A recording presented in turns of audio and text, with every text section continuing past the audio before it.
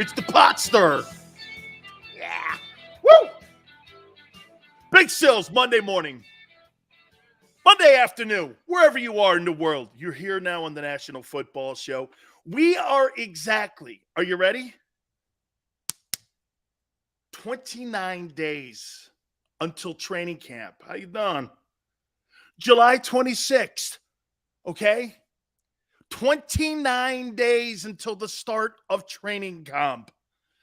Holy cow. Bro, we're here. Got your 90 set, ready to rock. Let's go pay some bills. Let's go pay some bills. Wow. 1 month to training camp. Well, not that training camp matters to the Eagles because, you know, they like white wine and spritzers there, you know, white wine and spritzers, you know, and some cheese and, you know, that Nick Sirianni practice schedule. Is it too hot, boys? If it's too hot, you could take a powder. You know, we got organized team practices with Temple University tomorrow afternoon, guys. Oh, and it's only helmets and shorts. Not that it's going to matter during Eagle camp. Oh, where's the list at? Oh, ye of little faith, East Side Monster. No list today. Not on this Monday, my friend. Hope all had a great weekend, though. Sun was out, you know. Get some sun. Look at Big Sills. How you doing? Rocking it?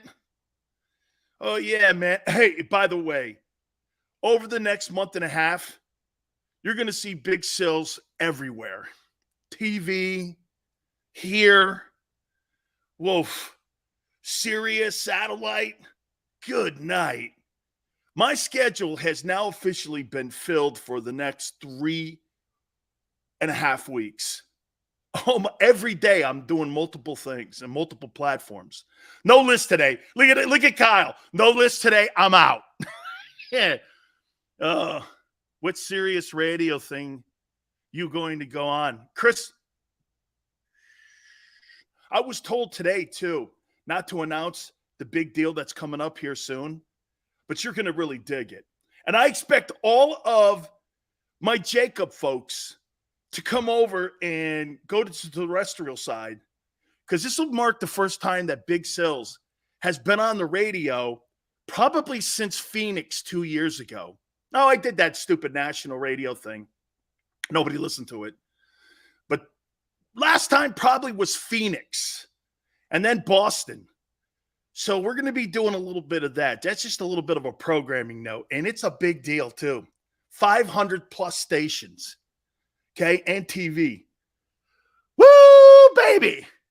Oh, yeah. No, hey, JAKIB is where we have the butter and the bread and all that. We're all good. How you doing?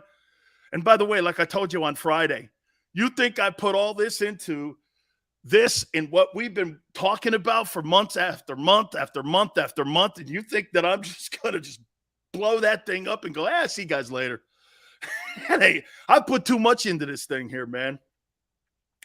Yeah, I had to restart. Now it's good. Way to go, Daz.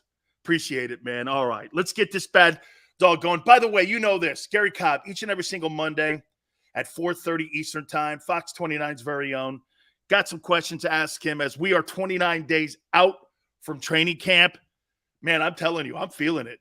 I cannot wait for this upcoming season. By the way, I can't wait for the upcoming college football season. I cannot wait. Greg says, Sills, I've been watching the 2021 Georgia Bulldog games.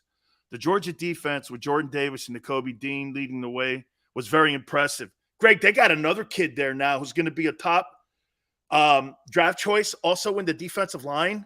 Supposedly he's like a top 5 guy.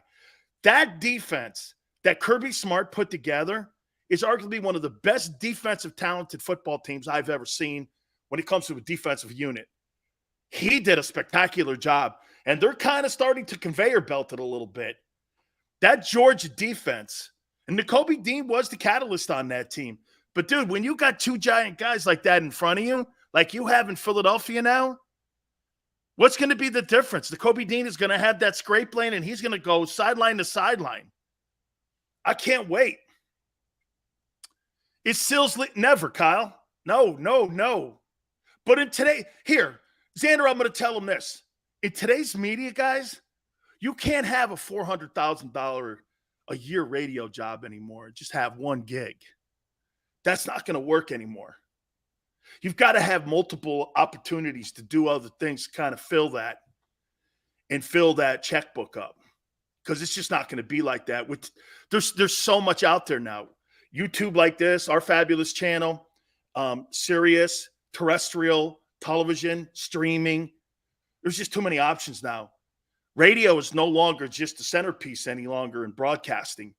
You've got to be multi-platform now. You got to be a platform performer, is what I call it.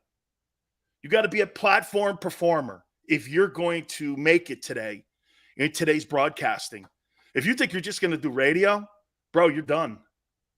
That shit's out the door 5 years ago. You got to start doing stuff like this, radio, podcasting, streaming, all of it, man. Or get this. You ain't going to last. Damn, Sills, I started to like you. Hang on, I'm not going nowhere, man. Wake Forest repeating as ACC champions? I don't think so. Hey, Sileo, I got to do some running around. All good, Randall. Arch Manning, he wussed out and went to Texas. Yeah, we got the most money there. Isn't it funny? University of Miami signs a big-time recruit, and everyone's saying how much money he signed for. Nobody's bringing up the money that Arch Manning signed for at Texas, though, are they? Because that's one of their Tiffany programs and their glamour programs. Nobody says anything about Arch signing with one of the biggest alumni bases of all time, right, Gator? Gator, we signed that kid. First thing they say is, well, Miami signed this guy, and this guy, he had a ton of money on the table. And by the way, where it says Gator Country, let me tell you guys something about the Gators. Okay? That Bull Gator Club that they have, there is not a booster club in the country, maybe Texas and Texas A&M, that rivals the Gators. Dude, they had a team back in the 80s. John L. Williams, Neil Anderson, and Lorenzo Hampton were the running backs. All three of them dudes were first round running backs, and they all started, and they ran the wishbone at us. We won the national championship that year, and they beat us 28-3. They had David Williams, Lomas Brown, Crawford Kerr. It was called like the Great Wall, the Gator Great Wall or something like that. It was unbelievable. Look at this. I plead the fifth. Hey, man, you ain't outbidding the Gators when they want somebody, boy. That is an absolutely spectacular booster base, man. They give a shitload of money. By the way, their radio network that broadcasts Gator football games is one of the richest college football networks in the country.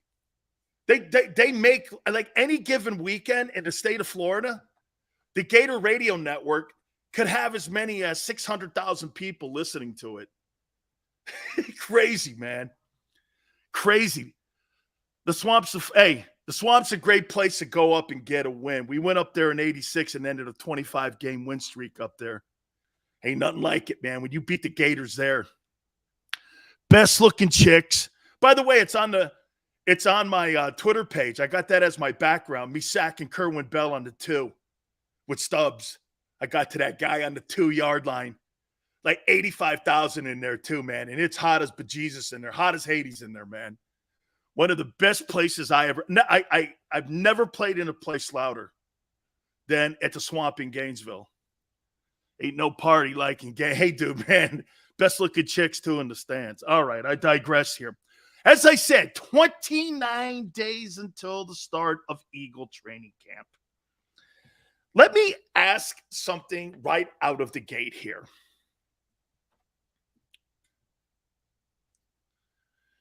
Everybody's rooting for your boy Jalen Hurts to have great success this year. Everyone's pulling for the kid. Everyone wants the kid to turn out to be a franchise quarterback. Everyone does. You're hoping that. Who would root for failure? Some of you may not think he can get there, but you're rooting for his success. Everyone wants to see the Eagles in the NFC Championship game. I do. Helps my show. I said it. Rooting for it. Got no problem with it. Except Big Sil's not true, man. Not true. Do you know how much crow I'll have to eat if that guy turns out to be anything? Do you know how much crow? I'm not prepared to because I don't believe I'll have to. But let's just put it out here. And I can't wait to ask this. So if Jalen Hurts turns out to be a 4,200-yard passing quarterback, his team gets to the NFC title game, and all the boxes are checked, who's going to get the credit for having developed Jalen Hurts? Nick Sirianni or Howie Roseman? Who will get the credit for Jalen? Who will get the credit for Jalen? We got to chime in.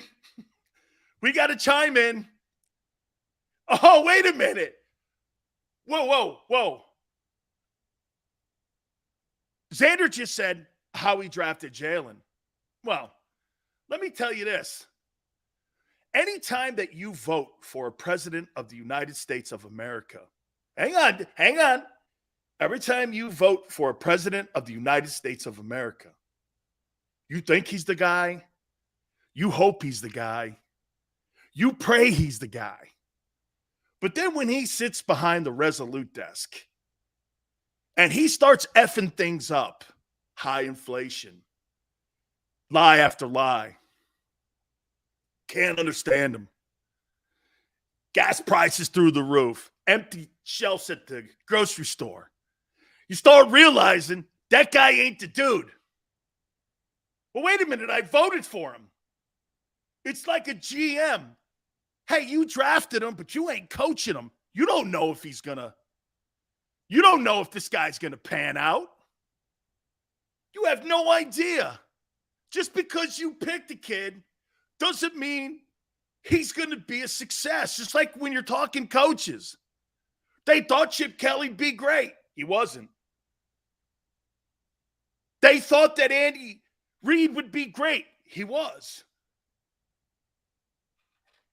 They thought Doug Peterson was going to be great. He was, but they had conflicts with him. Jury's out on Nick Sirianni. Who gets the credit if Jalen turns out to be a successful quarterback? Isn't it crazy? Xander just said this. Rumor has it, Lurie loved Hurts. You know what's even crazier? It was Jeffrey Lurie that we find out through Merrill Reese that he wanted to bring Foles back. It wasn't Howie's call.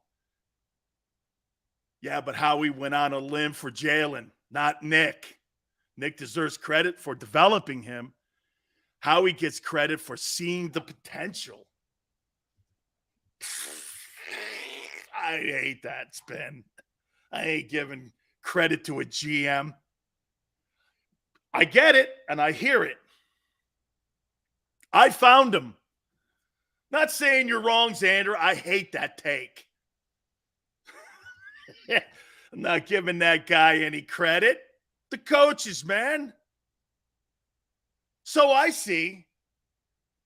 We all go back to Howie Roseman getting all the credit for winning the Super Bowl, and nobody freaking else gets the credit for it.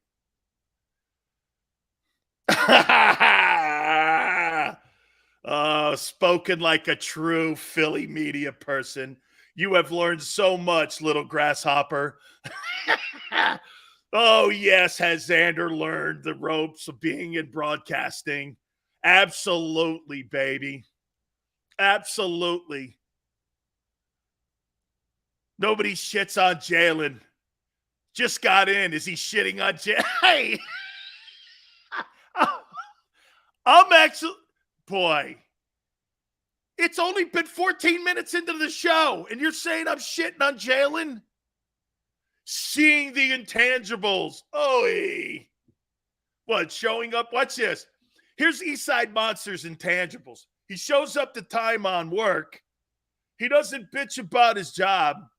And he's good with his employees. Congratulations. Hey, it's great.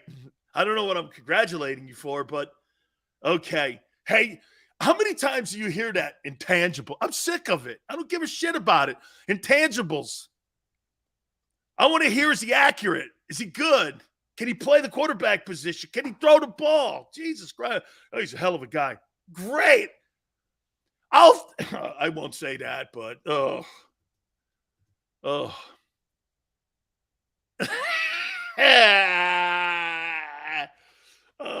man. Intangibles. Yeah. That's what everyone talks about. Those brilliant Jalen intangibles. Hey, have you beat a winning team yet? No. Is that an intangible? Here's my hey, okay. Well, that's a great one. So wait a minute. Who's going to get the credit if the guy develops? I'm going to show you the difference between your intangibles and my intangibles. Is he shitting on Jalen yet? Hang on. I'm not shitting on anybody. Here's your intangibles, and I'll show you mine. Okay. Hey, by the way, if O.J. Simpson got cleared in that murder case and he was an active player, do you think the Buffalo Bills would have put him on the team again if he was cleared? Can you imagine if O.J. was an active player and that went on and he was cleared? What do you think would have happened? Ray Lewis, he was back on the Ravens a month later. What do you think would have happened? You think the Bills would have went to a 2,000-yard rusher? No, I don't think so. You got a guy in Cleveland that's going to sit in front of a judge tomorrow. OJ was guilty as hell. That ain't the point. Okay? I'll quote one of my favorite cops, Lonzo Harris from Training Day. It's not what you know, bro. It's what you could prove. Hey, I don't care what you say. I think the NFL would have put his ass on the team. Ryan goes, I'm not sure what would have happened. That already tells me all I need to know, Ryan. OJ, not clear cut. Really? Hey, watch how you use not clear cut. Hey, here's your boys' intangibles. Works hard. Hey, that's a good one. Give me all your boys' intangibles. Works hard. Good leader. What else? Works hard. Good leader.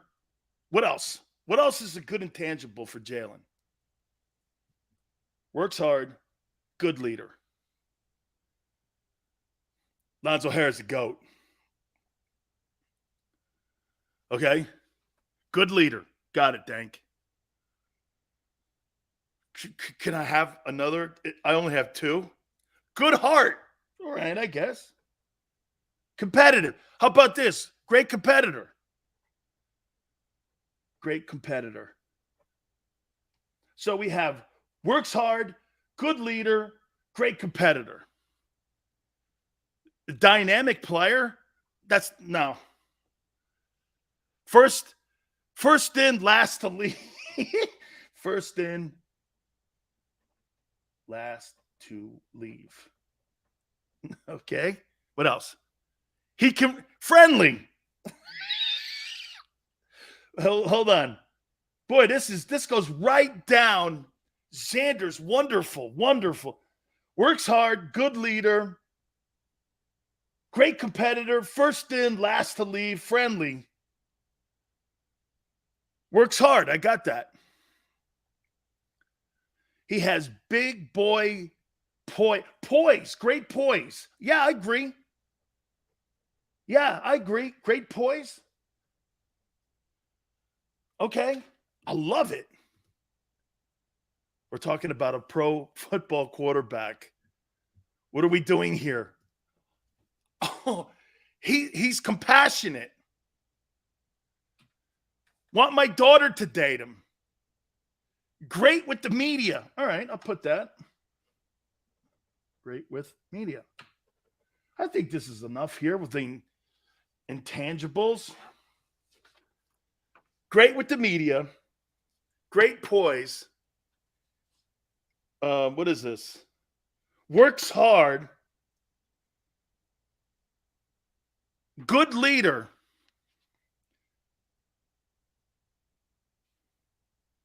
First in, last out. Friendly.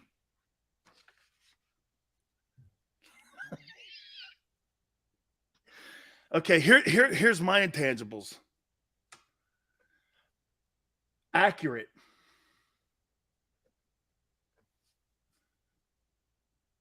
Big arm. Can make all the throws.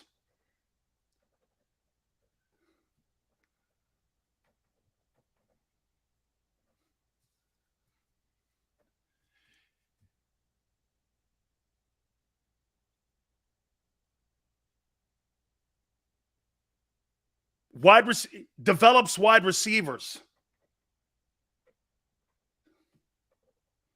So accurate, big arm, can make all the throws, develops wide receivers. How come my list is completely different than yours? Playmaker. How come my list is completely different than yours? Here's you guys'. Yeah. He's good with the media. Great poise. Works hard. Competitive. I need my glasses here because there's so many of these intangibles. First in, last out. Friendly. Mine's accurate. Big arm. Can make all the throws. Develops wideouts and is a playmaker.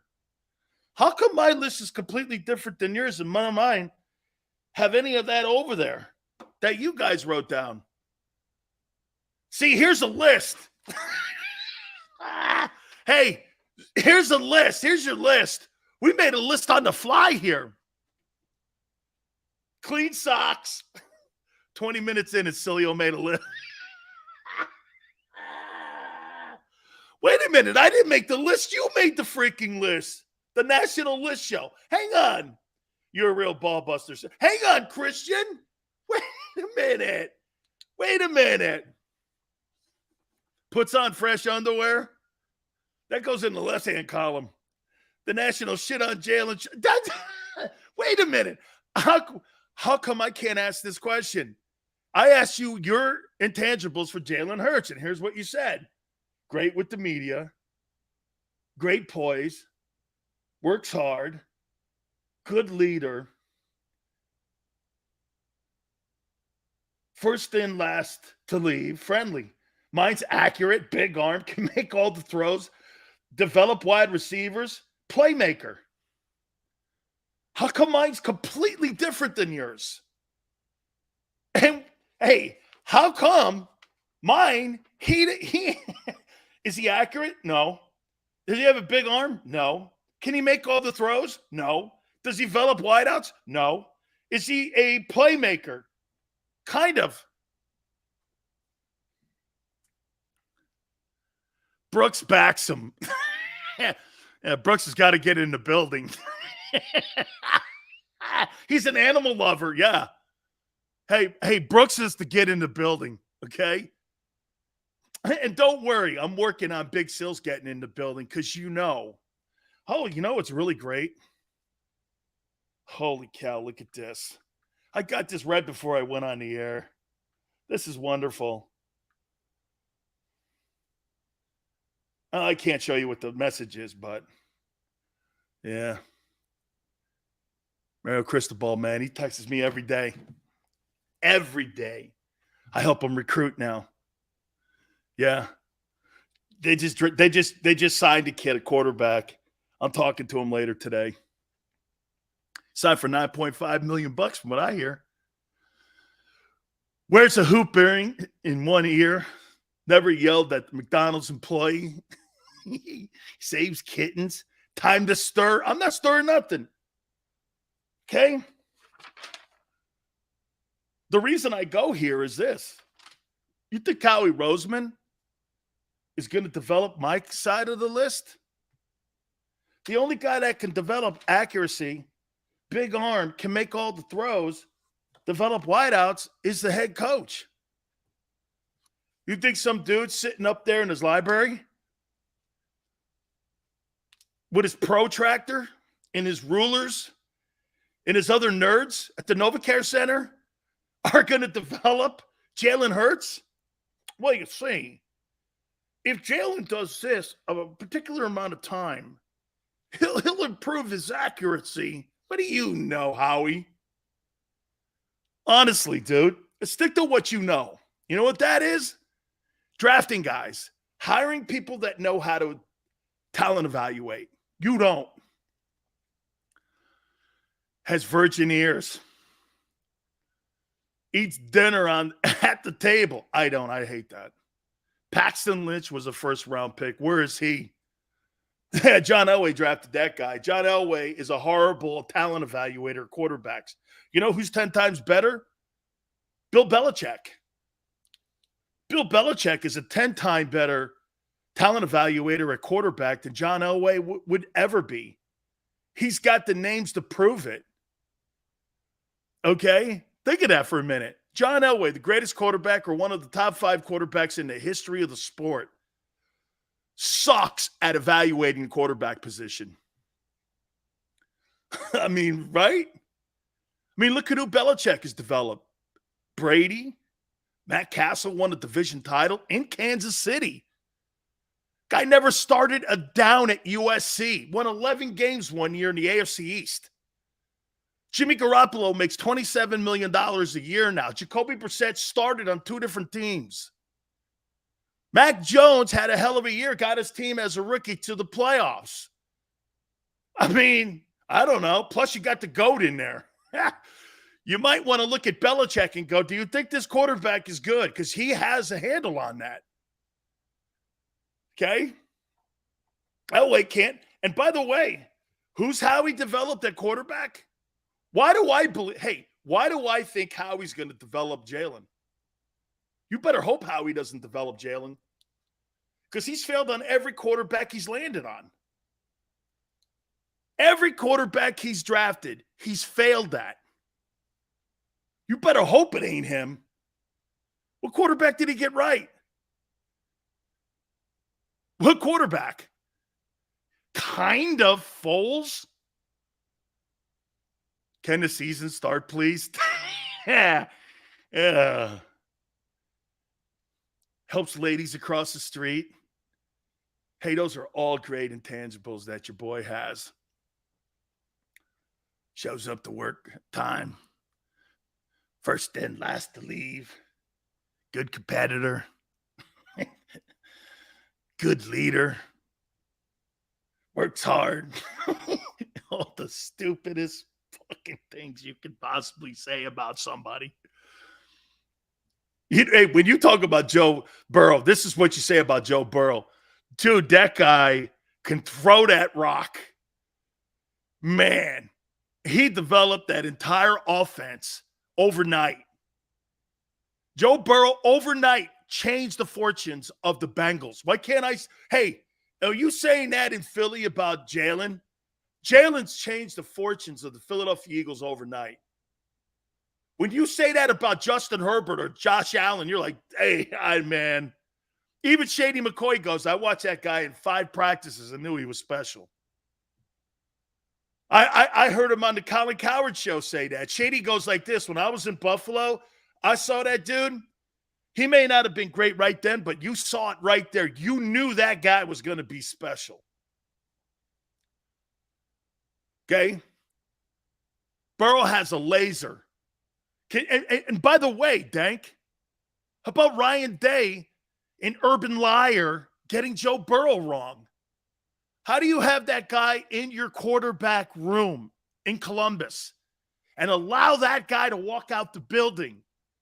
I would have looked at Ryan Day and went, What did you not see in Joe Burrow that you saw in Justin Fields or Dwayne Haskins? God rest his soul. What did you see in those two guys that you didn't see? Man, I'll tell you what, that'd be the greatest list of things that I missed if I was Ryan Day, the head coach of the Ohio State Buckeyes. How did I miss that guy? He was the OC. And you let that guy go win a Heisman and a national title somewhere else and an AFC championship all within 3 years. Can you believe what he did? He wins a national title, a Heisman Trophy, an AFC title. He's a quarter and a half away from winning the Super Bowl all in 3 years, and you missed that guy. Okay. And you missed him. And you know what you loved about Burrow too? He goes into Cincinnati and goes, I don't care if it's Cincinnati or the Jets or if it's the Toronto Argonauts. We're going to win ball games here. And sure enough, man, that dude's changed the fortunes of the Cincinnati Bengals around. Cal goes, imagine Burrow in Philly with that offense. You'd go 14-3. You might go 15-2. Oh my God, another list. Oh. Josh Allen in Philly. Watch this. Josh Allen. Oh my God. That's the best. Hold on. Josh Allen in Philly. 15-2. Burrow. 14-3. Herbert. 14-3.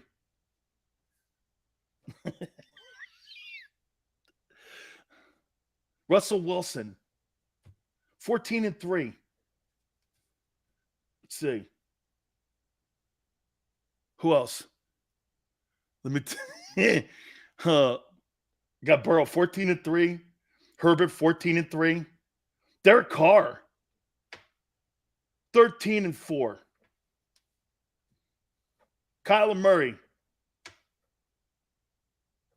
12-5. Oh my God. I'm going to stop, man. Oh my God, Aaron Rodgers. Wait, I got one better after that. Aaron Rodgers. Aaron Rodgers, if he was in Philadelphia, be 16-1. He and Brady would be 16-1. Brady might go undefeated if he was the quarterback of the Eagles. Oh my God, Patrick Mahomes. Patrick Mahomes. 15-2. With a running game too? Oh. Brady, fuck Brady.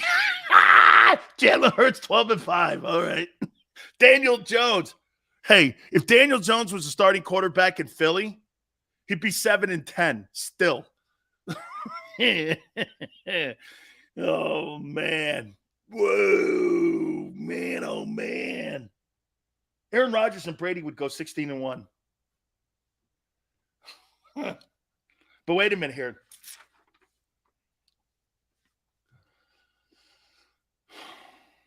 Great with the media.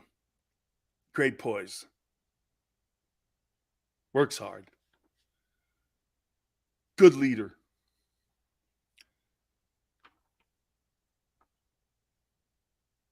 Great competition guy. First in, last to leave. Friendly. I love the last one. Friendly. Mine was accurate, big arm, can make all the throws, develops wideouts, playmaker. How come you guys didn't mention any of those? Yeah. TVD, baby. It's my boy. Has good intentions. Come on, man. Give me a break. One break. Oh, wow. Howie gets the credit for developing the guy. You better hope not. Because he's failed at every guy he's picked. Okay? Every guy he's picked, he's failed at. You better hope. Hey, did you ever think that that's the reason why you haven't had a franchise quarterback in Philadelphia is because of Howie Roseman? John Elway's missed it. What makes Howie better? What makes him better? Do you know how many places? Look at the Dolphins. They haven't had a quarterback since Marino. This is not immune to just the Eagles. Okay? They haven't had a quarterback since Marino. And the quarterback they had in Denver was a free agent, Peyton Manning.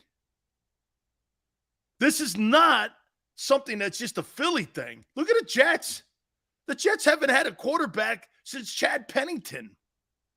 Whatever that means. The Giants, you know, they wanted Eli out. Okay, we got Daniel Jones. Holy shit, man. I may have wanted a couple extra years of Eli. Oh, man. Susan, the Jets.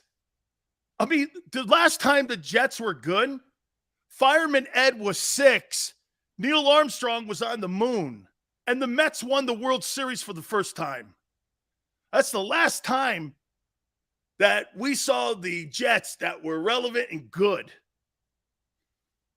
Kenneth goes, man, Sills, I pray Hurts shuts you all the way up this season. Me too, man. I can't wait, that son of a B. Jeremiah, man. Hey, they wanted Eli's ass out. Well, Merry Christmas. This is what you got. You got almost a decade or 6 years or whatever the hell it's been of terrible football in New York. I can't remember the Giants sucking this bad. Maybe the Joe Pisarcik years when I was a kid. You went Fireman Ed. Hey, that's their most popular person in Jets history is Fireman Ed. The guy that bangs on his head? Who's the most famous New York Jet? Fireman Ed. It ain't a player or coach. It's Fireman Ed. He's the guy that sits in the stands banging on his head. I don't even know if he's still alive. Joe Pisarcik. He's friendly. Can I get accurate? He's friendly. Okay. You know, we speak of Jalen's intangibles all the time. Yeah, I know. We don't talk accuracy ever. Why? Okay. It's almost like, hey, it's like having a debate you don't want to ever hear. So I don't want to talk about that. Here's what you guys do. Oh, my God, you guys are like the mainstream media guys. The Xander they are. You do this, right? Hey, man, he's really a great guy. He's everything you want. He's a guy you want on your team. Okay, what about his accuracy? You're not allowed to talk about that.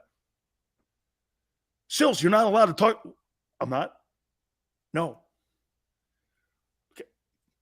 Can he make all the throws? Hey! Okay, so wait. I'm asking if he's accurate, if he can make all the throws. You're not allowed to talk about that. All right, can I ask this one? Since you got all these wideouts now, $100 million, and you got a first-round draft choice, does he develop wide? Hey! I'm just asking a question here. Hey, you know he's friendly. He's good with the media, and he works hard, and he's first in and last out. Okay. Chad Pennington, baby. Way to win an AFC East over Belichick after Brady got hurt. You can talk, we are Philly, and we don't care. Sills, is the AFC West the best division in football? By far, Greg. Greg, it may be one of the absolutely best divisions I've ever seen. Every one of those teams can win the Super Bowl. Okay? Every one of those, everyone, whatever that means. Whatever that means, W2. He's friendly. He's first in, last out. Like Xander. First in, last out. 1990 NFC East best ever? I don't know, man. Hey, W2. Yeah, right? Whatever that means. He's friendly. Watch this. And I'm going to show you something about Aaron Rodgers. I'll take a break here in a second. Hang on here. Watch this. Here's Aaron Rodgers. Oh, my God. This is I'm going to do this after. I got to write this down because you know my CTE. Hold on. This is great. This is great. I'm going to do that. Hey, my friends, don't forget my friends at Morgan & Morgan where the fee is free. If you're hurt or injured on the job, finding that attorney is one of the most important things you could possibly do for you and your family. For the last 30 years, for the people is not a slogan. Morgan & Morgan collects more money for their clients than any firm in the country. They're the biggest firm in the United States of America, ready to do battle for you. With over 800 attorneys and offices in Philly, New York, Florida, and across the country, Morgan & Morgan is ready to do battle for you. When they go to court, there's no such thing as a fender bender. The call is free, 800-512-1600. That's 800-512-1600. Open 24/7, 7 days a week. The call is free. The consultation is free. 800-512-1600. Or when you call Morgan & Morgan, you do me a favor and you tell them Big Sil sent you. When choosing a lawyer for your injury case, you may ask, does the size of the law firm matter? Well, of course it does. The insurance company, they're huge with unlimited resources. And whether your case is big or small, they're built to bully you out of the money you're owed. But here's the good news. We're big too, the biggest actually. And we're built to fight to make them pay for all that was taken from you. Size is our strength. There's only one Morgan & Morgan, forthepeople.com.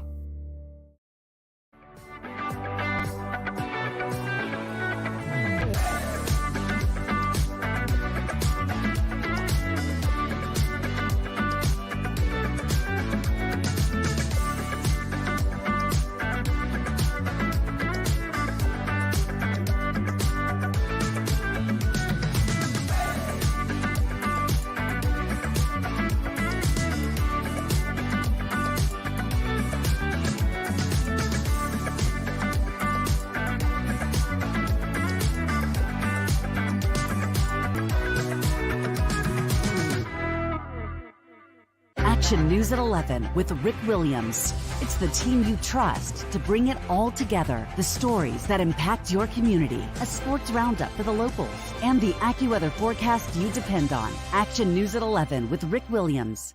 All right, did you know I was the Mommy Slam Dunk Champion? Really? Yes, really, don't sound so surprised. Let's see it. Oh, you're ready. All right, here we go. Let's hear the crowd. So go to right, I go to left, fake 'em out. Mama, go up, up, up. She did it. Again? You can't avoid gravity, but United Healthcare can help you avoid financial surprises by helping you compare costs and doctor quality ratings. United Healthcare. Uh-huh.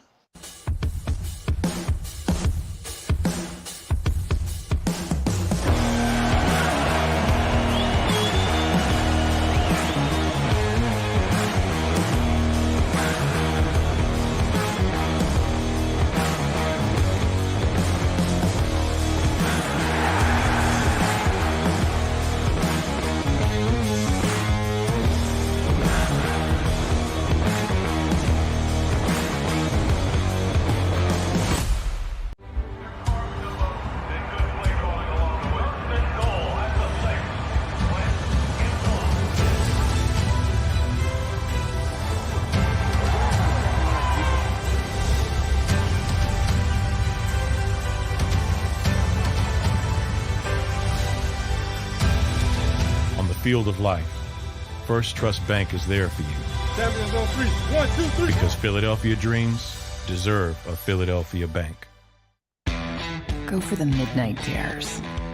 Go for the game. Go for the hits. Go for the fans. Go for the win. Go to Ocean Casino Resort. Book your trip at theoceanac.com.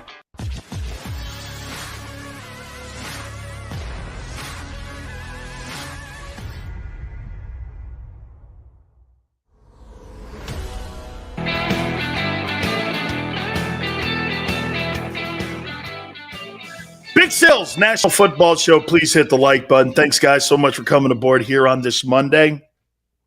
Oh, kudos to the Inquirer. Kudos to the Inquirer, man. I saw them do a 30-piece or a 30-year anniversary piece on Jerome Brown's passing this past Saturday. Very cool. They talked about how they covered it. They talked about the massive loss, what it meant to the franchise, what it meant to the city. I was really glad to see that and read that piece. Every year I remember my friend because his lasting impression on me. And by the way, not so sad today. You know, more of the things that I remember and the things we did together and the laughs we had together. You know, I spent 4 years with that man and then some. 2 extra after we got out of school. So I knew him pretty much my entire youth. By the time when I got to Miami and I met him, I was 17 years old. And we grew up together. And it was great to see the Inquirer do a piece remembering the passing 30 years ago. Crazy. All the people at Hernando High thanked me and always thank me every single year for honoring Jerome. And yeah, man, so that was really cool. So kudos to you guys. By the way, other Philly news. Hey, Devon Allen qualifies for the World Championships in the 110-meter hurdles.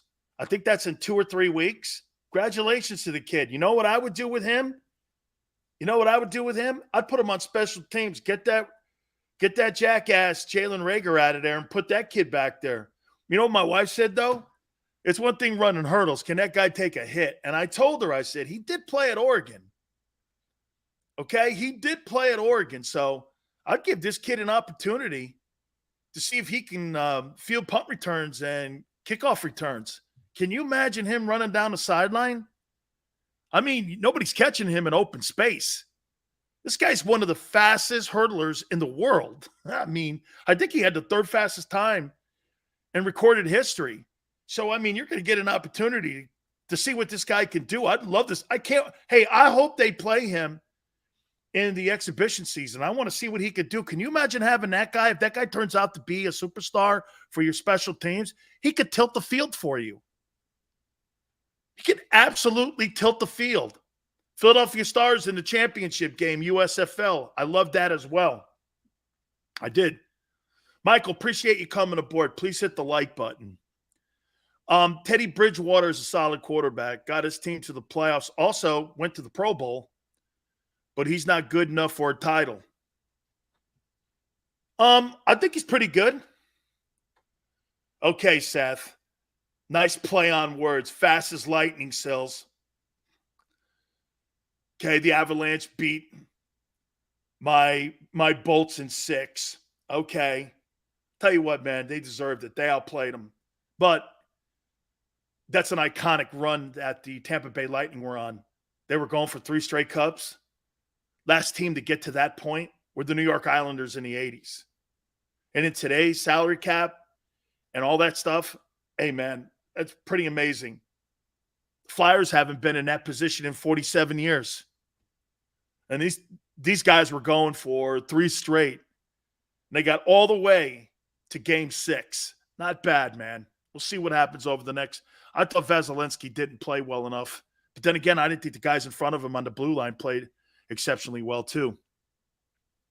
I thought the Avalanche blue line and the Bolts blue line, I think that was the difference. I think that was the difference in that series. You ask me. That's a huge advantage. Brian Mitchell, Vaisakahema, Brian Westbrook, Darren Sproles. Dude, hey, Mike. Mike brings a great point up. Hey, Mike, when you had those dudes playing special teams, your teams were good, weren't they?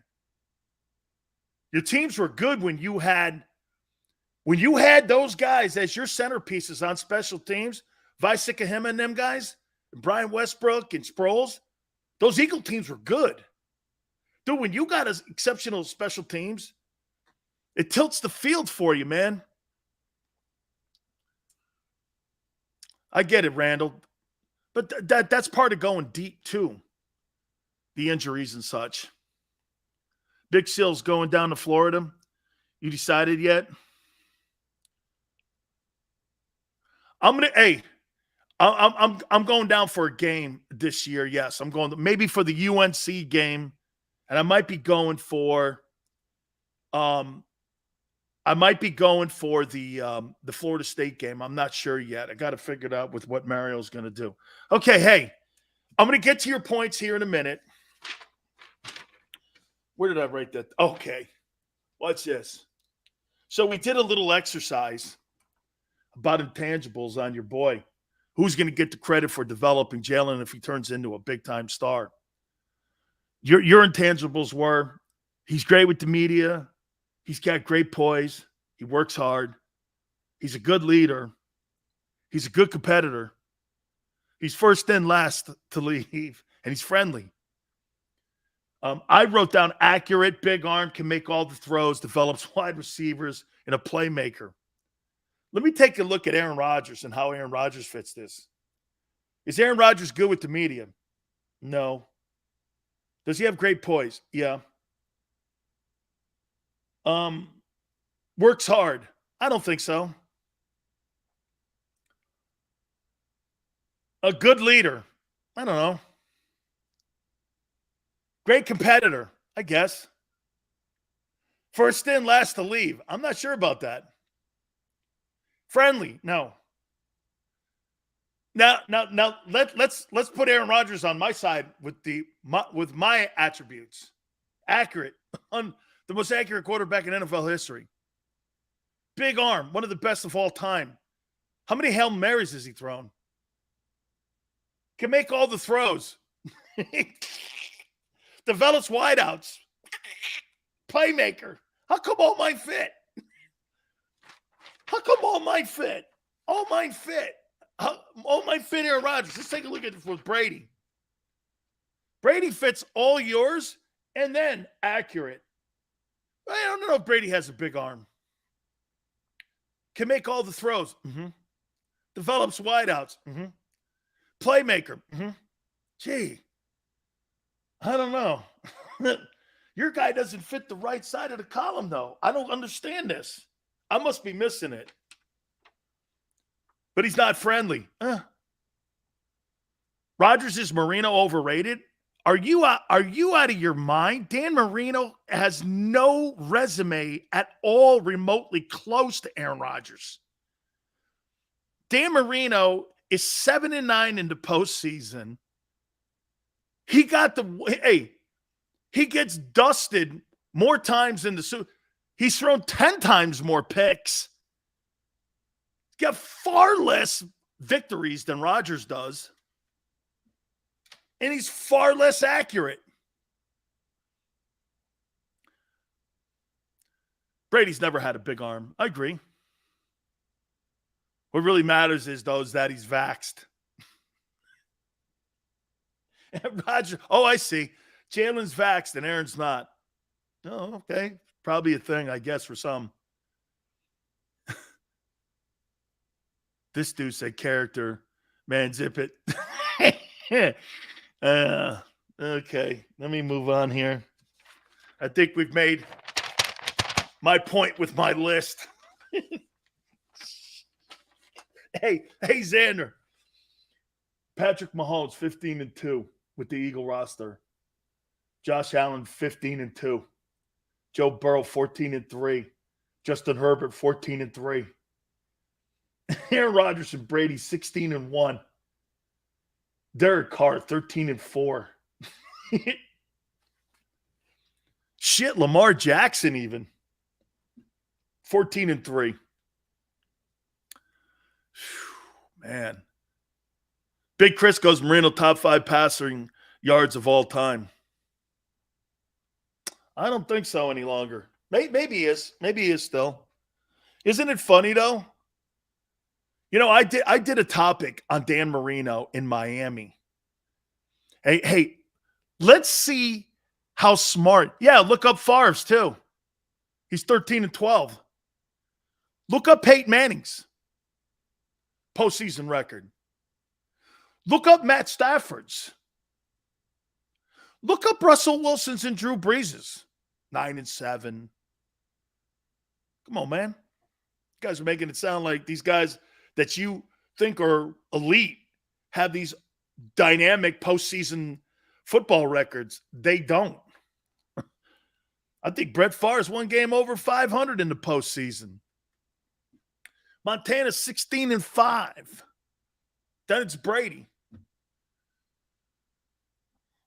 Okay, then it's Brady. Shit, like I said, Russell Wilson is 9-7.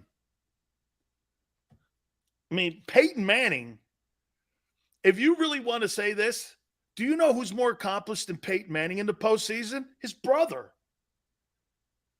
His brother Eli is a 2-time Super Bowl MVP. Ben Roethlisberger's more accomplished.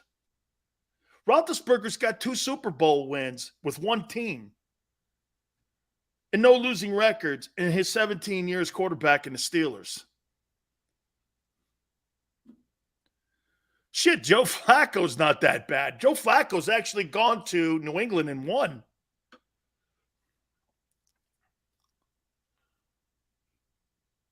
Breeze, 9-7. That's why when everybody's talking about Sean Payton being this great coach, 2 games over 500? Okay, I guess so. The greatness of Nicky. Look at Eli. Eli's 8-4. He's got a better win percentage than his brother.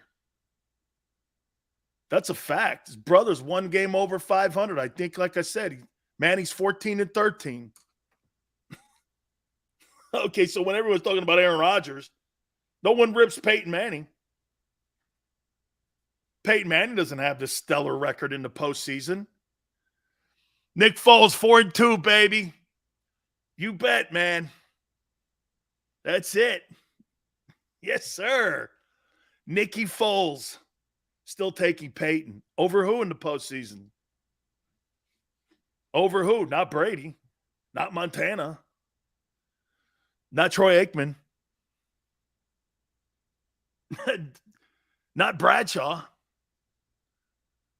Hell, not even Steve Young. Eli did not go often. He won when he got there. Okay, so would you rather show up every year and get bounced in the opening round like Dak Prescott? Or would you rather get there and win it when you get there? I don't know. I'll take 2 years and I'm making the postseason. 3rd year, me winning the championship. I'd be all right with that. Hey, watch this. Watch this. Damn. Shit, man. We made it every year to the postseason. Every year. Hey, how about this? Hey, I'll give you a better one. Oh, my God, Xander. I got to write this down. You guys have just started off the second hour.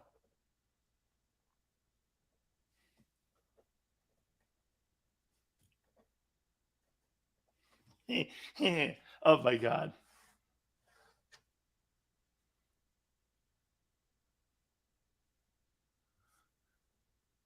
Okay. It's not a list. It's not a list. Howie Roseman is God. Well, pick a quarterback for the team. Michael goes, you're welcome. Foles is 2-0 versus Brady. That's so dope. Foles' intangibles. Got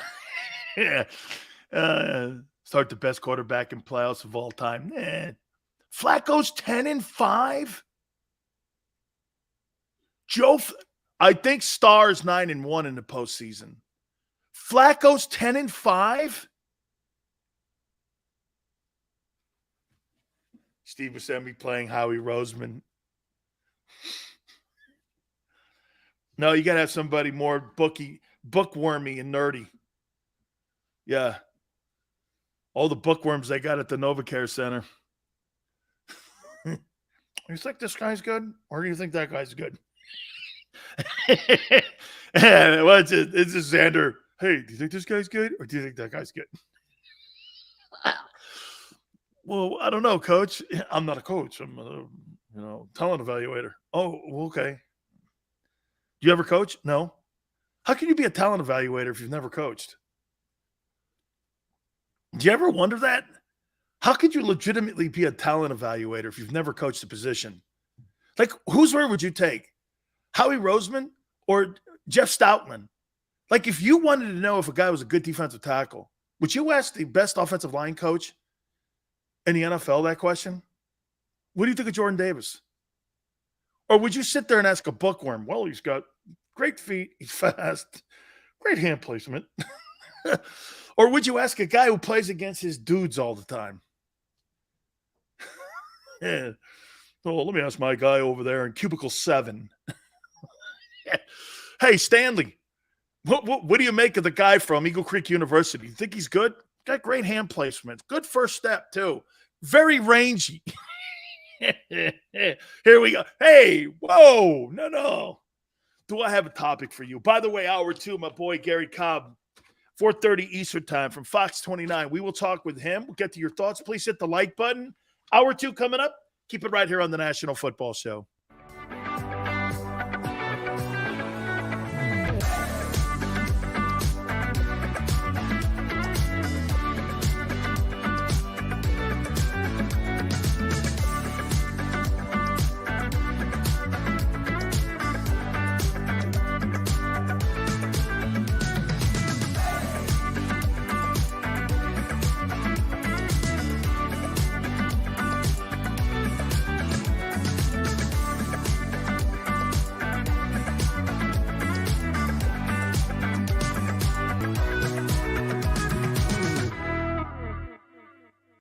News at 11 with Rick Williams. It's the team you trust to bring it all together. The stories that impact your community, a sports roundup for the locals, and the AccuWeather forecast you depend on. Action News at 11 with Rick Williams. All right, did you know I was the mommy slam dunk champion? Really? Yes, really, don't sound so surprised. Let's see it. Oh, you're ready. All right, here we go. Let's hear the crowd. So go to right, I go to left, fake 'em out. Mama go up, She did it. Again? You can't avoid gravity, but United Healthcare can help you avoid financial surprises by helping you compare costs and doctor quality ratings. United Healthcare. Uh-huh.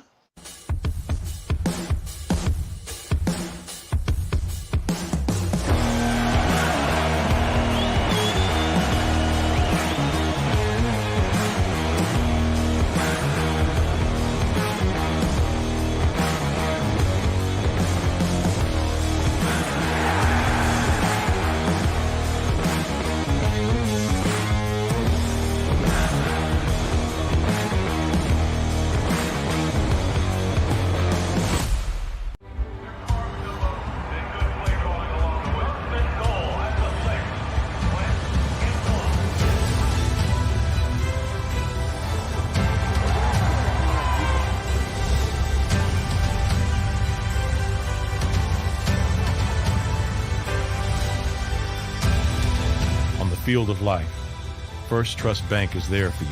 Champions on 3. 1, 2, 3. Because Philadelphia dreams deserve a Philadelphia bank. Go for the midnight dares. Go for the game. Go for the hits. Go for the fans. Go for the win. Go to Ocean Casino Resort. Book your trip at theoceanac.com.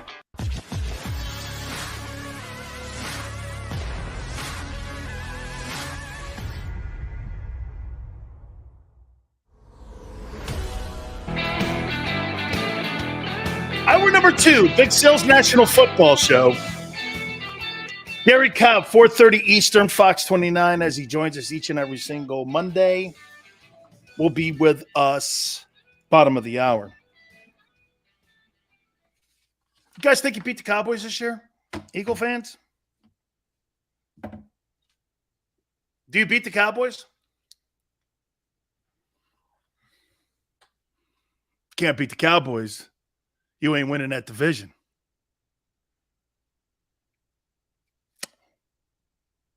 What is the one thing that you have over Dallas?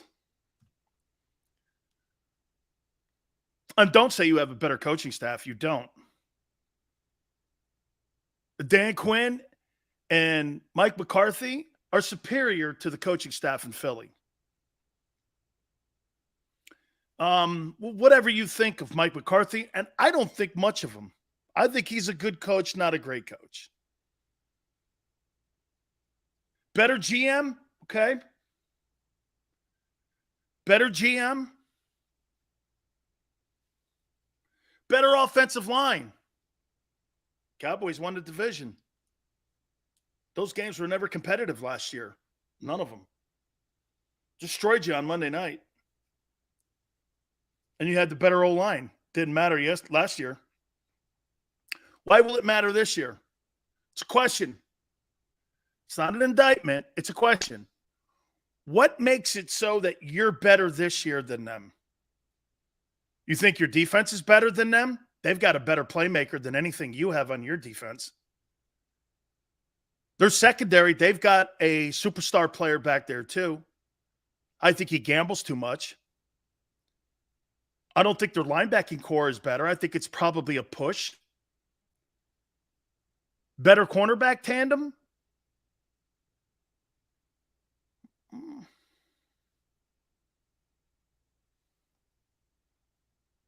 Your quarterback's not better. Your running back's not better. We are running the ball this year. Well, I sure hope not. I sure hope not. Why would you have paid $100 million for that guy to get 60 catches? You better not run the ball as much as you did last year, or you'll get stuffed and turned into the one-dimensional team you are. Or were last year in 2021. Let's be fair, 2022 hasn't kicked off yet. We don't know yet, and I don't know. Yes, the greatness of Devon Allen. I would argue our running back core is better if healthy. So you think you're better than Zeke Elliott and Tony Pollard? I do not agree with that. I do not agree with that. Not that Zeke is Zeke 3 years ago either. That kid Tony Pollard is not bad. Zeke's overpaid, but he's better than your number two. And I would say Tony Pollard is healthier more than Miles Sanders is.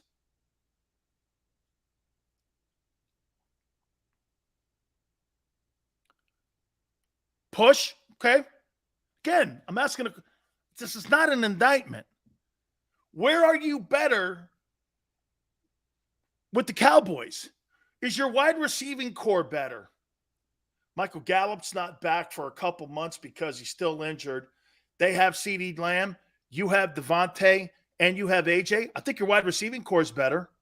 And if I were even going to say, I think your passing pieces, I think you have a better tight end. The kid in Dallas is not bad, but I think Goddard's better. So I think your wideouts and your tight end are better. That's a big deal. Okay? You're using your indictment voice, though, Sills. What? What are you talking about? I have an indictment voice? Sills is directing the jury. Wait a minute. We're having a spirited debate here.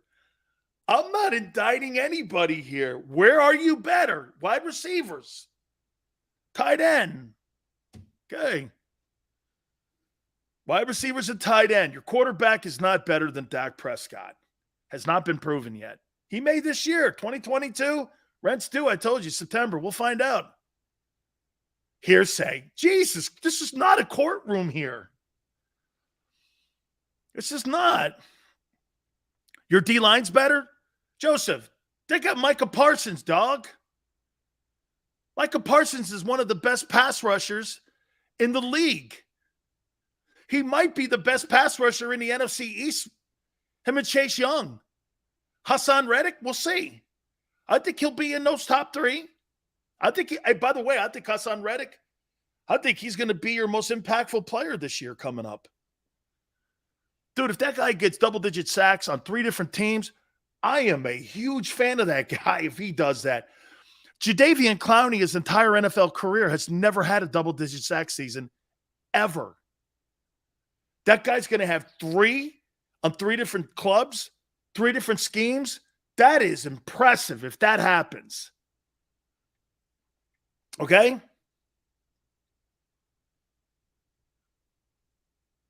Parsons had 1 good sack season. He's only been in the league 1 year.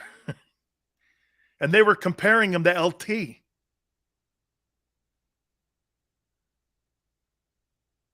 Well, that's all good, man. You can always go back and watch the beginning of it later. If you double Parsons, then what? Everyone is sleeping on the Kobe Dean. Daz, you don't know that. Never played an NFL down in his life yet. Come on now. One player on the D line. We're better, Sills. No, you mean you're deeper. You're deeper. You're not better, so per se, but you are deeper. Yes. Yes. So you beat Dallas this year. Do you split? You could split and win the division. Do you split? You're not going to sweep them. I don't think. I think you're going to split. Will says, let's wait until the pads start to pop. You don't have pads popping in Philly. They don't practice. Okay? I say split, but I hope for a sweep, of course. Joseph, we're sweeping Dallas. Tight end split. I think Goddard's a tad better. Spa, what up, brother?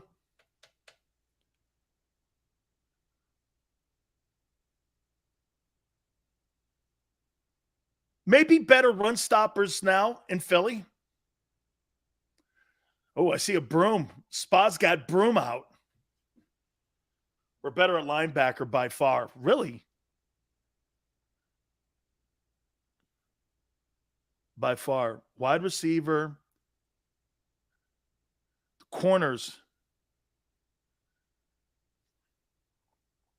It's going to be a good year for some ball either way. It sure is. Come on, Sills. I'm old school. They need to pop the pads. I know that, man. I pray they do. I do. Got to beat Dallas, man. Got to beat Dallas. Okay? It's like Dallas is like Army Navy. You could have a 10-0 season, but if you get to that game and you drop that game and you're Army and you lose the Navy, season's shit. Dog, hey, don't lose the arrival, man. And especially a rival you have to beat if you're going to be division champions. Got to beat them. Haven't been very competitive the last 2 seasons against them. Let's see what happens, okay? Again, no indictment. I don't know. Do I think it's closer? Oh, I do. Absolutely. Absolutely. I think it's really close. But you can't lose to the shitty Giants like you did last year. That was a train wreck. Remember I told you that Monday I went, how could you lose to that team? How could you lose to Daniel Jones? You can't have those kind of games. You're not a football team that could throw yourself out of trouble. You get behind, you're in trouble. Well, that's the 2021 team. Team may be different.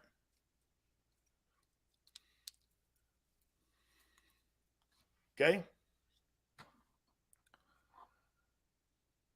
Dallas D, only 2 impact players. Eagles have 5. Hassan Reddick. Slay. Who are the other 3? Who are the other 3 impact players?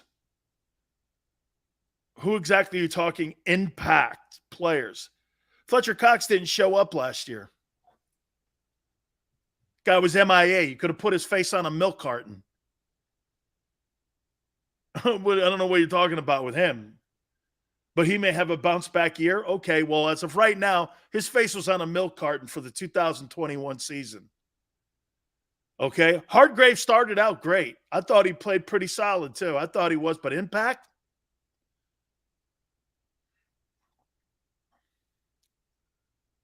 Who are the other three? I mean, you say you got 5 impact players? Bradbury was a Pro Bowler 2 years ago. Not so good last year. I hope he gets back to that 2 years. Yes. Our Gravy, I don't know if they have a better defense. I think it's pretty close. Okay? I think it's close. Gator goes, these kids don't get the milk carton reference. Oh, okay. They don't put missing people on milk cartons anymore. I apologize. Yeah. Okay. Hey. Yeah. These kids, shut up. All right, I got a topic for you here. I wrote this bad puppy down. You guys gave this to me.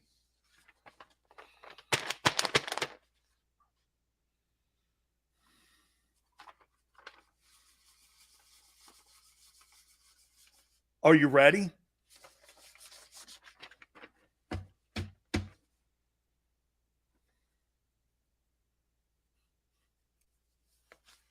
We had such a good spirited. Is that a no? I don't know. Okay, because we were talking about intangibles, those things in the last hour that you were talking to me about. With Jalen's great intangibles, great with the media, great poise, works hard, good leader, very competitive. First in, last out, and he's friendly. The other guy was accurate. Here's my intangibles. Accurate, big arm, can make all the throws, develop wide receivers, playmaker.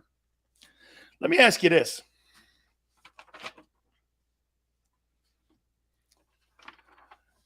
Oh, I'm going to add one more guy. Why not? Of the last 3 big-time quarterbacks that the Eagles have had, not mentioning Michael Vick in this conversation here. If you had to have a successful season and a winning season, would you take McNabb, Nick Foles, or Jalen Hurts? It's a quarterback of your team. This 2022 team. Let's do that. This 2022 team, McNabb, Foles, or Hurts, who would it be? Here we go. Hold on. I want to write this down. McNabb.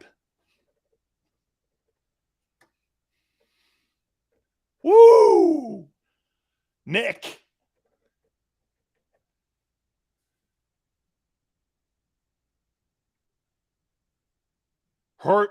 Hurts. Oh, Jalen gets some love. Look at Nicky. McNabb, and it's not close. Foles. Look at that. Nicky. No, Jalen? McNabb or Nick? Can McNabb start the season and Nick finish it? No. Dan is the reason Hurts will go off this season. Nobody else. Just Sills. Foles. Look at Nicky.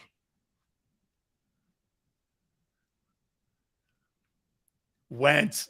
Oh, I should have added Wentz into that. Wentz. I think I have to. Wentz, McNabb, Nick Foles. Yes. If you had to have a successful season, McNabb, Wentz, Nick Foles, or Hurts, who would it be?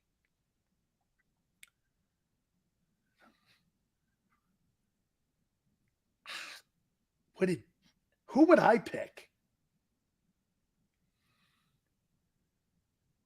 This 2022 team. Carson Wentz never had a team like this with wideouts like that. Would I pick McNabb, Nick, Hurts, or Wentz? God, why do I want to pick Wentz? Because Nick Foles can't carry a football team for a season, so I'm not taking his ass. Jalen can't make throws, so it really comes down to McNabb or Wentz. It really comes down to those two. I need a quarterback that throws the ball, so Nick can't do it every game because he hasn't. Hurts, well, McNabb or Wentz?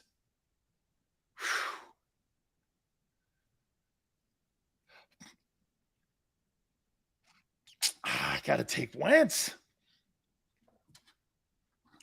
Got to take Wentz. Man, never thought I'd say that. Wentz will get injured. He didn't last year. Well, you can't pick Nick. Nick can't carry a team. McNabb for a good season. Wentz, Foles for Super Bowl. Yeah. No. Don't work like that, guys.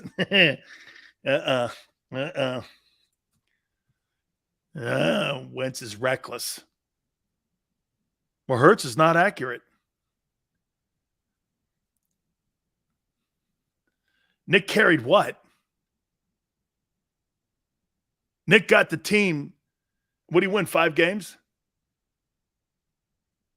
When that guy left the game, he was 11-2, threw for 4,000 yards, Wentz. When he had a good team. Just trolling at this point. So anytime someone asks a question, boy, this sounds like people talking about the Supreme Court. Anytime someone asks a question that you don't like, you think someone's rigging it. I'm not rigging it. I'm asking a question. It's a debate. It's dialogue. It's sports talk. That's what this is. You call it trolling? Shit, man. I guess trolling sports talk then. You want to know what trolling is? Calling Russell Westbrook,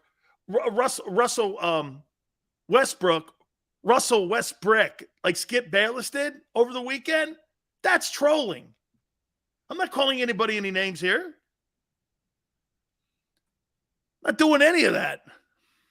That's trolling. I'm asking a question. So the way I read this, the best quarterbacks that you've had over the last 10 years are McNabb, Wentz, Foles, and Hurts. Shit, man. Jalen pulling up the rear. How you doing? He's your least quarterback. All right. Want to know what's going to happen? Man, how can you guys do that to your guy? Nate Sudfeld. Well, if I need to tank a game, he's my guy. Hey, Eastside Monster, if I want to tank a game, he's my guy, man. I'm going to ask Gary Cobb that question. Let's bring in my friend Gary Cobb from Fox 29. He's going to love this question. Holy cow. Okay, we're playing something here, Gary, and I'm going to ask you. You had to have a successful season with this football team that we have assembled here with Howie Roseman. What quarterback would you want to quarterback your Eagle team? McNabb, Nick Foles, Carson Wentz, or Jalen Hurts? Well, I'm looking at their, what they've done as the Eagle. I'd have to go with McNabb. I think he did more with less. He learned to take care of the football. He was going to create things, with his legs and everything. But he played winning football. I mean, a lot of times they won close games. I mean, most of the close games they won because he took care of the ball. They weren't like blowing people out. But consistently, they won the division. They went to the playoffs. And for that matter, went to the NFC Championship game. They didn't win, won one of those. But when it came to winning a game, though, I think he played winning football. And I think this year, if Jalen takes care of the football, now, he's got to be able to take advantage of the opportunities that are there. But taking care of the football, really, with Carson Wentz, if Carson takes care of the football this year, Washington's going to be tough. I know a lot of people they've given up on him, but you look at his numbers last year, 27-7. I think if he goes 27-7 with that Washington defense plays the way I think they're capable of, I think they're going to be in the hunt. So, but Donovan, he played winning football. He played the game to win the game. That's why he would go in there, and a lot of times it's the quarterback who will make plays, let's say in that red zone, but he's got to take care of the ball. If you're turning the ball over, you don't win in the NFL. And I know a lot of people, they don't concentrate on that, but if you're turning over that ball, I'm up here in North Jersey. You got all these giants up here, man. Harry Carson's up here, and yeah, all these guys are up here. All of the teams that won. You got all of these giants up here. Hey, they knew about you had to take care of the ball, and that's what it's going to come down to. Now, they're asking me about their quarterback. I'm going, the kid doesn't have a clue. He's out there like he's just like lost. And I don't see where he's gotten smarter over the years. That's the thing that really concerns you. Yeah. And I don't know if he's the right guy for them, if they're ever going to win with that kid. But you got to be productive as a quarterback, but you got to take care of the football, And if you don't take care of the football, you probably maybe need to start thinking maybe about some other line of work. Gary, I'm getting sick of this kind of conversation here that when we talk about quarterbacks, and I'm gonna read a list to you here. Okay. This is what everybody says to me about your boy Jalen. Yeah. He's great with the media. Yeah. He's got great poise. That's right. Hold on. He works hard. Yes. He's a good leader. Uh-huh. He's a good competitor. Yep. He's first in, last to leave. Yep. He's friendly. Now here are my intangibles. He's accurate, big arm, can make all the throws, develops wide receivers, and is a playmaker. How come nobody ever asked those about the kid? And I'm always talking about these over here. I will say the thing. I tell you this kid what he needs to do. If he doesn't make it as a quarterback, he needs to run for office. You know what? Come on.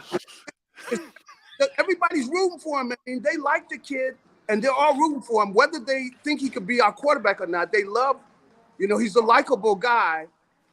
But when it's game time, though, you need somebody who can make those throws, man. You need somebody that can read that defense quickly, get that football out of his hands.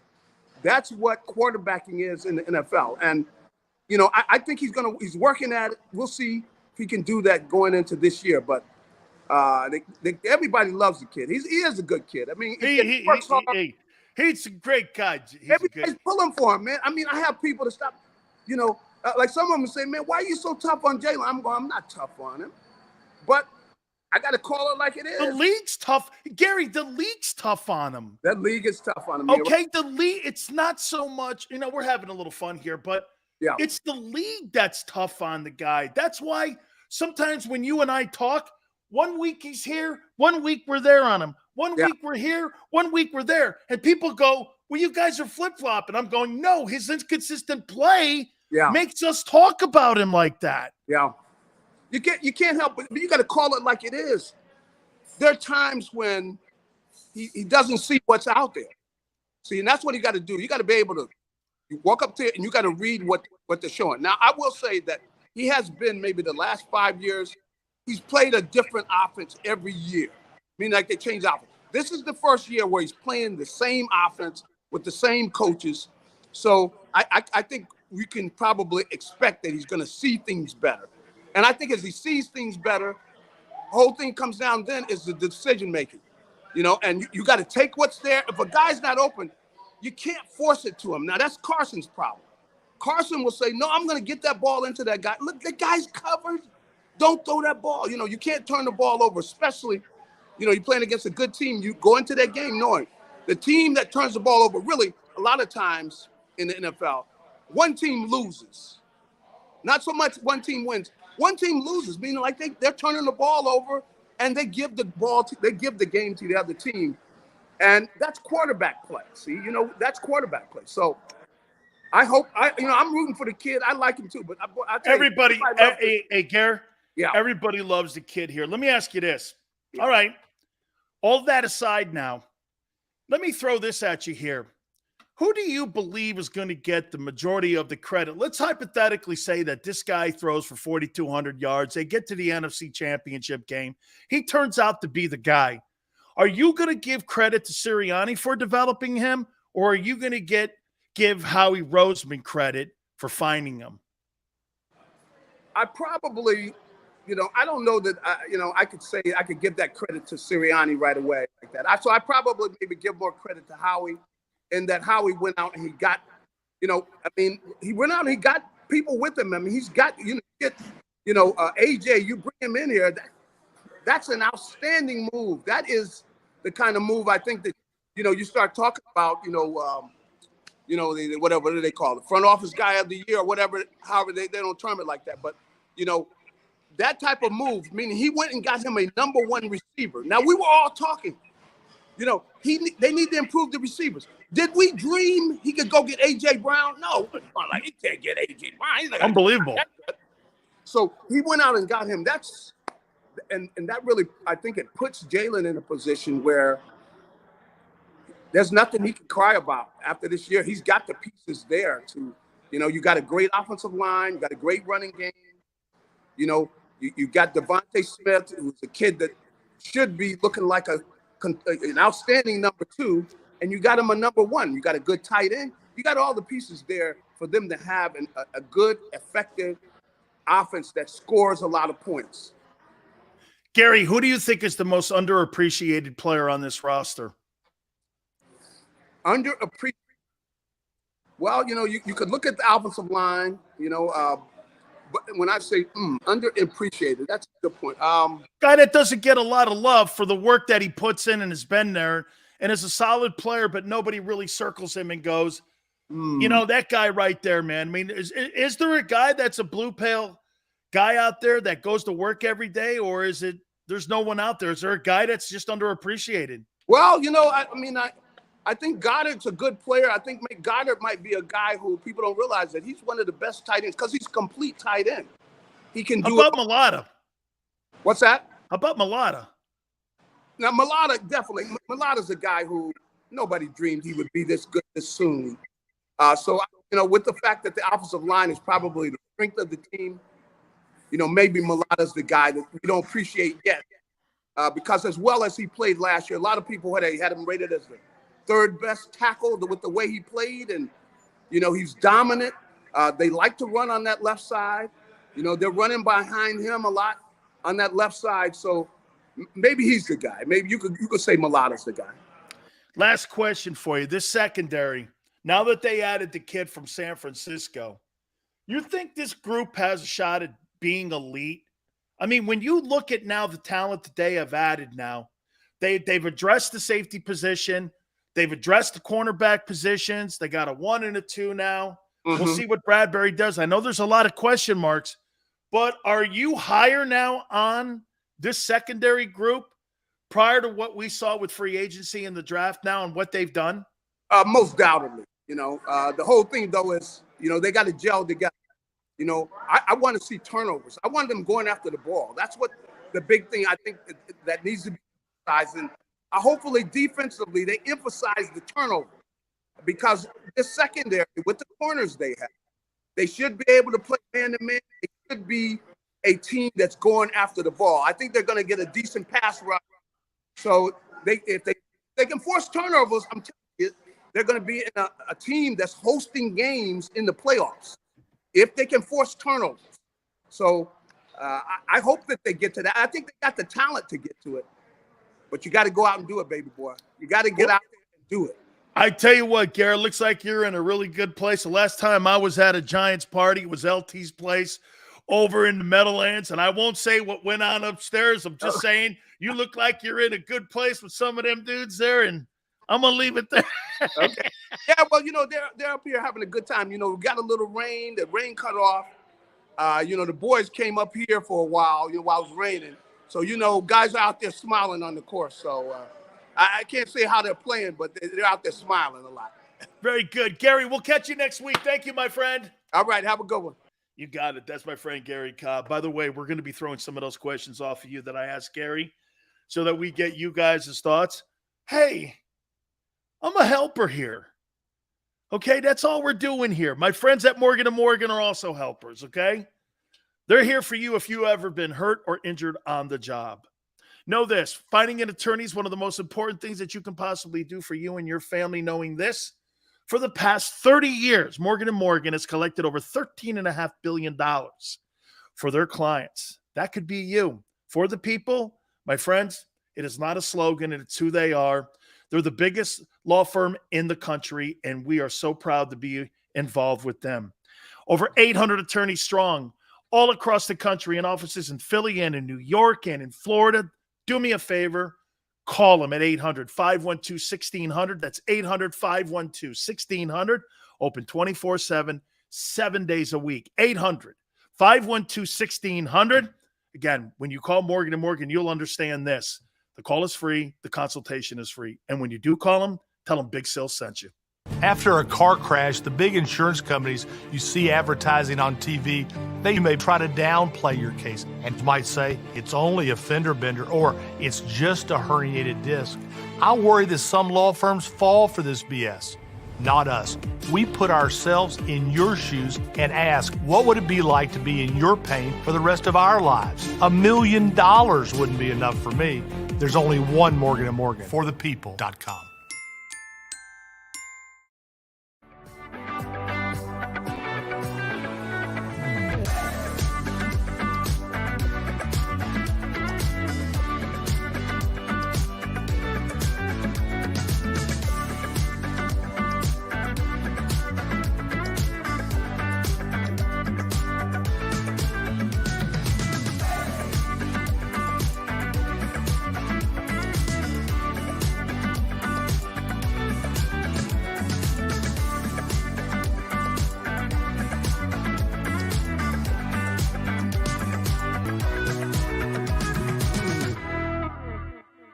Action News at 11 with Rick Williams. It's the team you trust to bring it all together. The stories that impact your community, a sports roundup for the locals, and the AccuWeather forecast you depend on. Action News at 11 with Rick Williams. All right, did you know I was the mommy slam dunk champion? Really? Yes, really, don't sound so surprised. Let's see it. Oh, you're ready. All right, here we go. Let's hear the crowd. So go to right, I go to left, fake 'em out. Mama, go up, up, up. She did it. Again? You can't avoid gravity, but United Healthcare can help you avoid financial surprises by helping you compare costs and doctor quality ratings. United Healthcare. Uh-huh.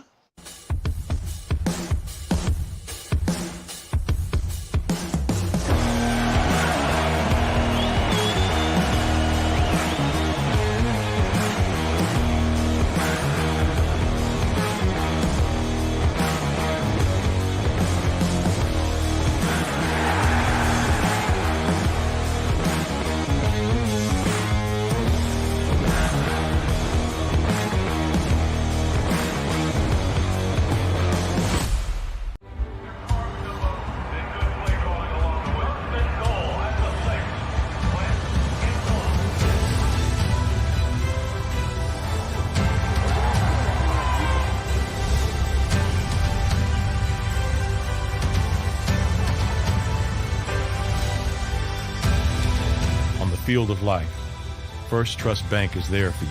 Champions on three. 1, 2, 3. Because Philadelphia dreams deserve a Philadelphia bank. Go for the midnight dares. Go for the game. Go for the hits. Go for the fans. Go for the win. Go to Ocean Casino Resort. Book your trip at theoceanac.com.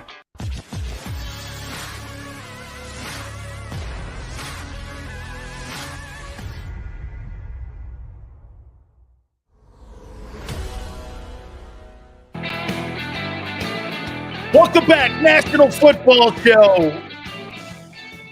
Sills broke the weed whacker shaving his back. That ain't what I broke the weed whacker on, Chris. How you doing? Hit the like button. Hit the like button. How you doing? Joseph's just trolling people out here now. If you're not rooting for Jalen, nobody's not rooting for him. People are just saying he's not good enough. Nobody's saying anything. Okay? Sills, how's the hot tub coming along? I was talking in general. Me too. Hey, Joseph, me too. I'm talking in general. It's just not good enough. Hey, look, watch this. When you show up to a movie and you see a guy acting, so watch this. So if I show up to The Godfather and Tim Brando is playing Don Corleone instead of Marlon Brando, okay? Tim Brando is playing Don Corleone. I'm going to have to, I don't know if this is good enough here. Where's Marlon Brando? Oh, Joseph, you're not. Feelings hurt? Come on, man. Come on, man. Do I think Jalen could get it done? Yes. Get what done? Savvy, get what done? Okay.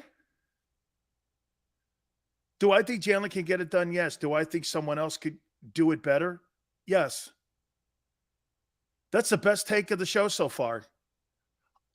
Hey, Savvy, I think you and I are on the same page. I think he can do it. It'll be 10 times harder. These other great quarterbacks like Joe Burrow and all these guys, they make it easier. That's all I'm saying. Okay? That's kind of it. Sills, please answer me this. How would Henry do behind this O-line? I don't think you're respecting Tannehill and what Tannehill brings to that offense too. Okay? Tannehill could throw the ball. I'll tell you what, I think the loss of A.J. Brown, I think it's going to walk that Titans team back a bit. That kid Burks they got from Arkansas, you see Tannehill, what he said yesterday? He goes like this, it sucks the kid's not out here practicing. Why? Why is that guy not practicing? Honestly, what is he doing? Asthma? Are you kidding me? Asthma? That guy got a free ride at Arkansas. He didn't practice hard enough.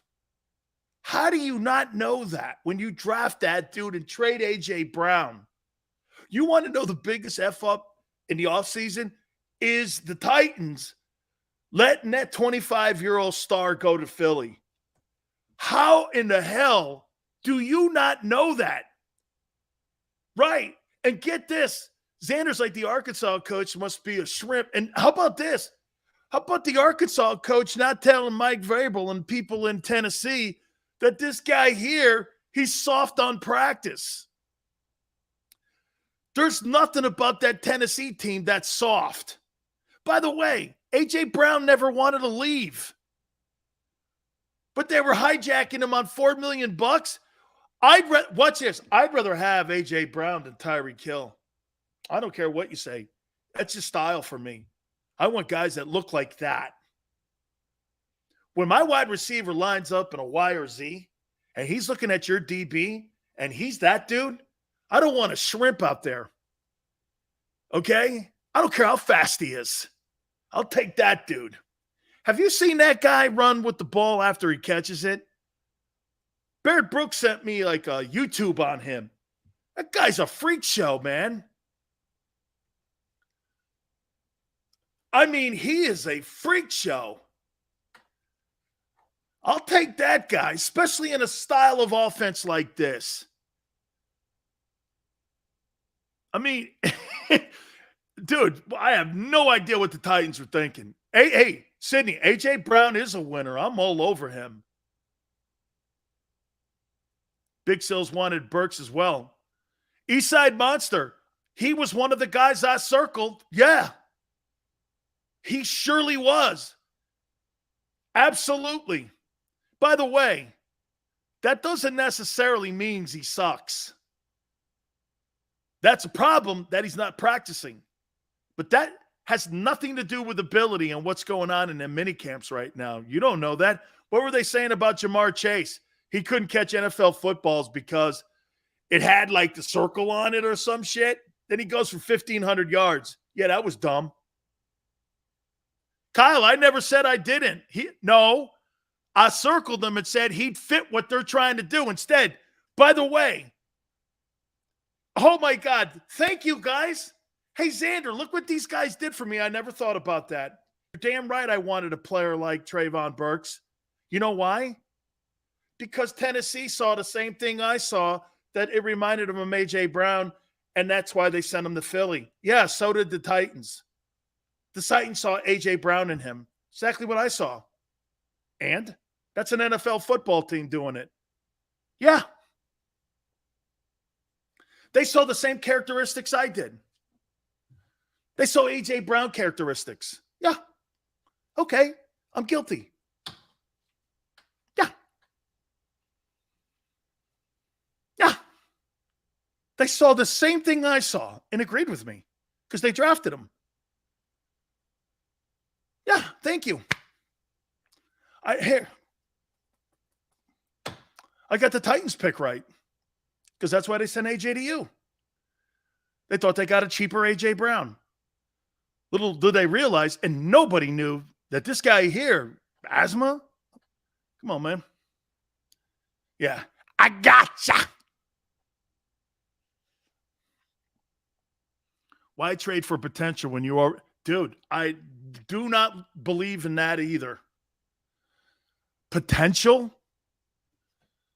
Yeah, but Sydney, that's all people are talking to me this offseason about is potential with Jalen. I haven't seen star power yet. I haven't seen it. Big Seals couldn't stop raving about Watson to Philly. Absolutely. Miami, Denver, Carolina. See, Miami, Denver, Carolina, Atlanta, New Orleans.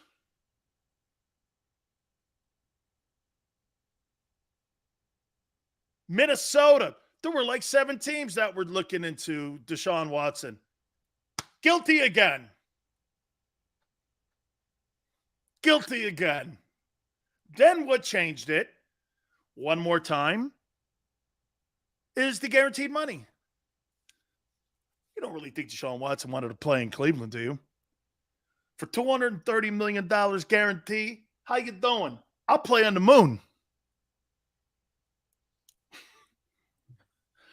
$230 million.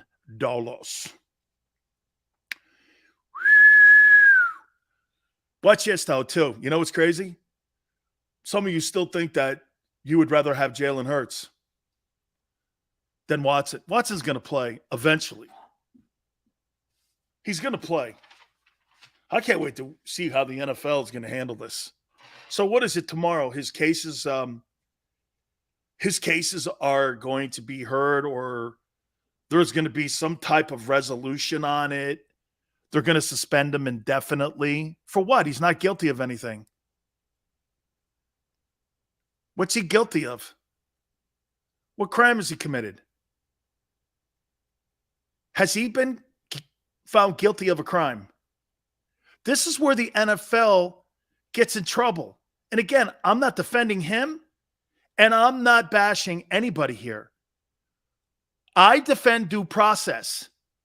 And people don't like this when I defend due process. Personally, I don't give a shit about Deshaun Watson. But I do care about due process. What is he guilty of? bad behavior, that's not a crime. That's not a crime, according to the district attorney. No charges have been filed ever against him. What's his crime?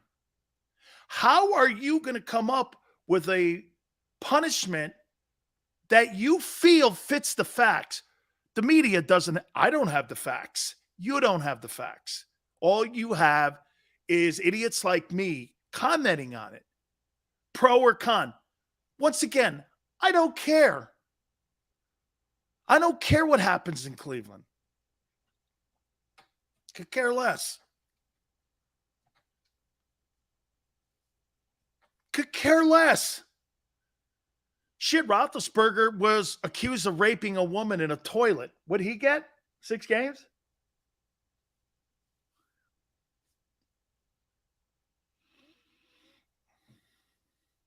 Assault with NFL will handle it poorly. Chris is dead on. You know why, Chris, the NFL will handle it poorly? Because they're not law enforcement. They're not a courtroom. They're not marriage counselors. They're not sexual assault experts. They think they are. They're a football team. They're a football league. And when you get over your rails like this, there's no way you're going to make proper steps that are correct. You can't even tell us about Daniel Snyder's 7-figure settlement with a woman that he settled with, gave her $2 million because he assaulted her in a limo, according to the Washington Post. The Washington Commander owner was never punished for that behavior. That's why Goodell is toothless in that, but he's going to come down on Deshaun with a punishment. Okay. My question is going to be, you got an owner that settled on a $2 million settlement with a woman who worked in his office that he allegedly, according to the Washington Post, raped. What's the penalty here?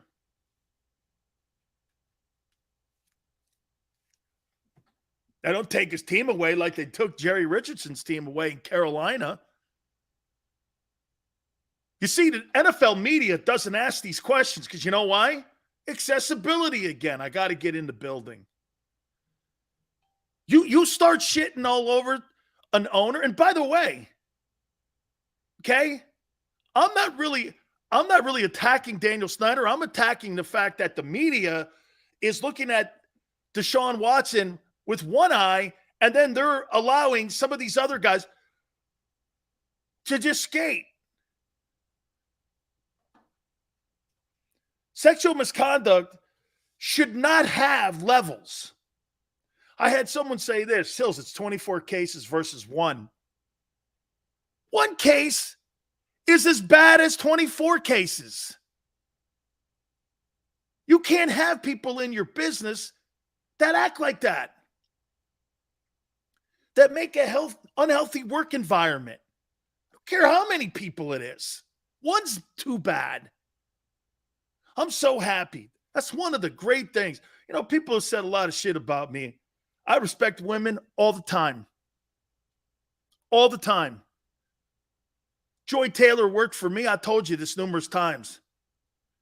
All these people that have worked with me that are women, you work with me, man. You go to work. I don't care about any of that shit.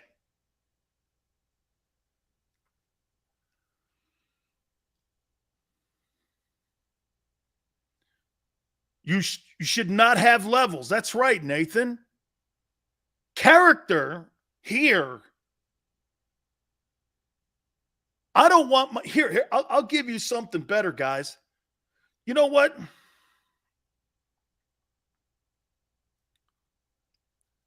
Still sounds like he'll beat up a dude and say, hell, he fell down.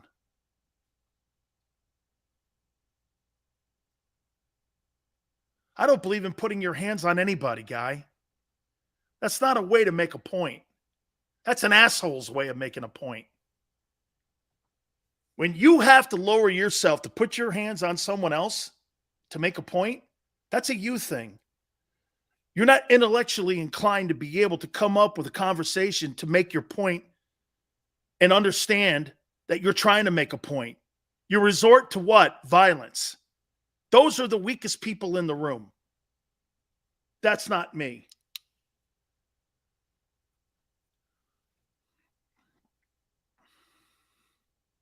Eastside Monster goes, Big Sills. Didn't Big Sills throw a dude through a window? That was years ago. And he put his hands on me. I will tell you this, Eastside Monster. Don't put your hands on the bear. Don't put your hands on the bear. You touch the bear, you're not going to get bit. You're going to get eaten. Okay? We already have Kenneth. I'm sorry you missed my lovely Joy Taylor. We'll get her on again. That was a different Big Sills. He's changed. Signed Ray Lewis. Nice. Sills was a different guy back in the day. I'm an angel now. Don't poke the bear. That's right. Don't put your hands on me. Things will not work out well for you. There's a reason I'm undefeated in heavyweight championship and heavyweight fighting history. I'm the heavyweight champion of the world. Believe me. I'll be good. You are 100% right, Dan. I never agree with you, Dan. Ray Lewis went to, oh, okay. All right. All right. Yeah. Oh, no, wait. So tomorrow we're going to find out more about Deshaun. Here's what I say happens. I'm going to make a prediction to you guys. You ready? They'll suspend him for the year with an indefinite where he has to reapply. The NFL Players Association and Rusty Hardin and his attorney will challenge the ruling by the commissioner. He'll be able to play this coming season, and if anything, he'll be suspended at the beginning of next year. They'll reduce it to 8 games. Remember, I said it. Just to be clear, okay? He'll be suspended this week for the full year. Because I'm going to tell you why. The NFL doesn't want to suspend him 2 years. Doesn't want him not to have played 2 years in a row. Okay? So they'll suspend him for the full year. The NFLPA and Watson and the Browns will challenge it. It'll be pushed to the offseason. It'll be ruled in the offseason. He'll be suspended in 2023 for 8 games. They'll reduce it to 8 games. That's how this is going to roll. Watch. Watch.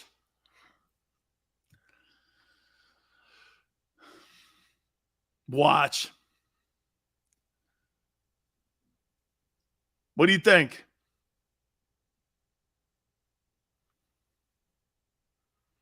They're not going to sit him for 2 years in a row. No way. Dro says, you think so? Won't there be backlash with the comparison to the owner's behavior like Kraft? Absolutely. That's what's going to cover them fighting the suspension. And okay, he's going to challenge the suspension. He's not just going to go, okay. He's not going to do that.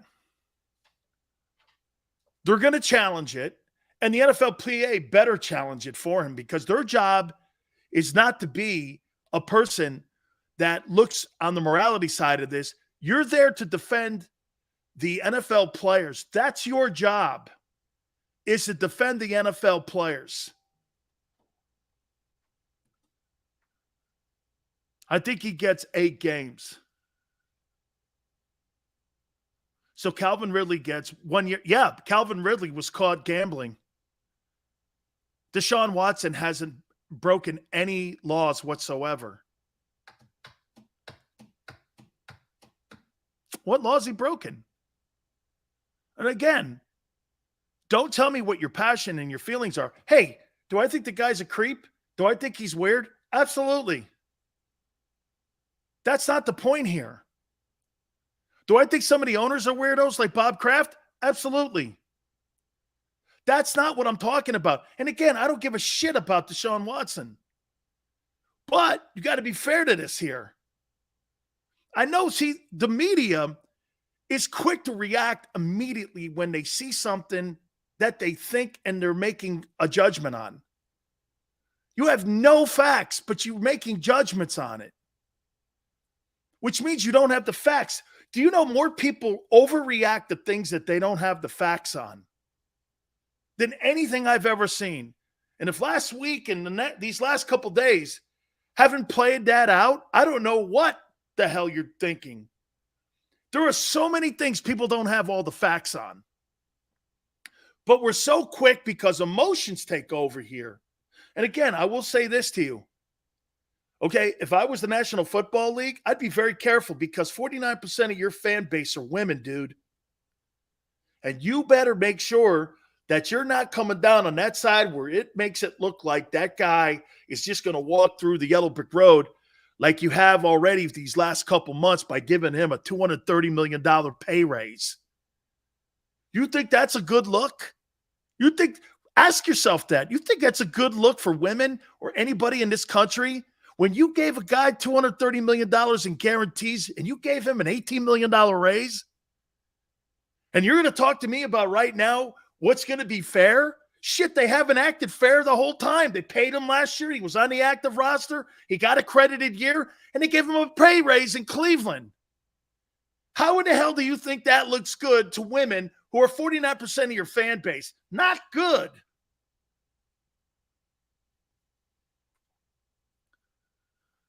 Not good. Okay, not good.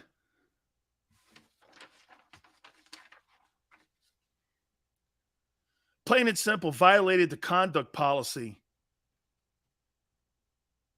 They can address it however they want. 66 cages. That's what's been reported by the New York Times. There's only 24 and 20 of them. I heard 21 of them have been dealt with. Again, I'm not taking a newspaper's account. The New York Times? Are you crazy? I would never trust that newspaper. The New York Times. Oh, let me get you read their editorial column. Really? The only thing the New York Times has that's worthy to reading is the crossword puzzle. It's the crossword puzzle. All right, hour 3. Will the Eagles secondary turn out to be more productive than the front 7? I want to hit on that. Another Eagle topic coming up. It's about the run game. Please hit the like button. Keep it here on the National Football Show.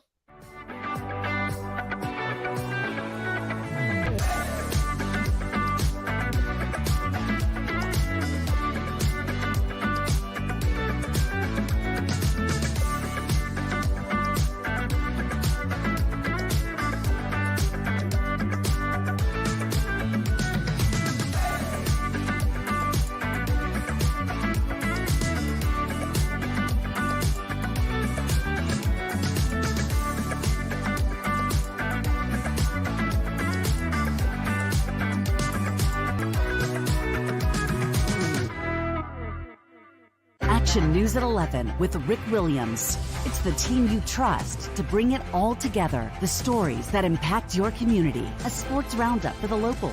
And the AccuWeather forecast you depend on. Action News at 11 with Rick Williams. All right, did you know I was the mommy slam dunk champion? Really? Yes, really don't sound so surprised. Let's see it. Oh, you're ready. All right, here we go. Let's hear the crowd. So go to right, go to left, fake a mom. Mama go up, up, up. She did it. Again? You can't avoid gravity, but United Healthcare can help you avoid financial surprises by helping you compare costs and doctor quality ratings. United Healthcare. Uh-huh.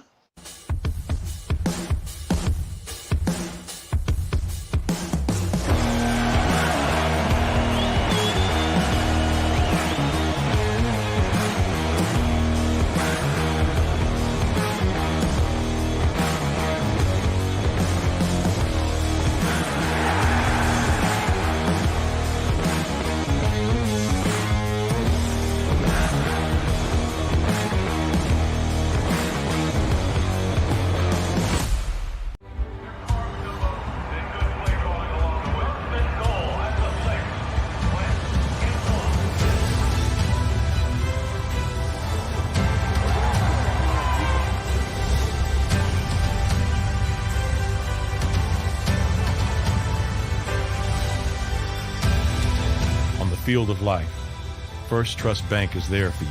Champions on 3. 1, 2, 3. Because Philadelphia dreams deserve a Philadelphia bank. Go for the midnight dares. Go for the game. Go for the hits. Go for the fans.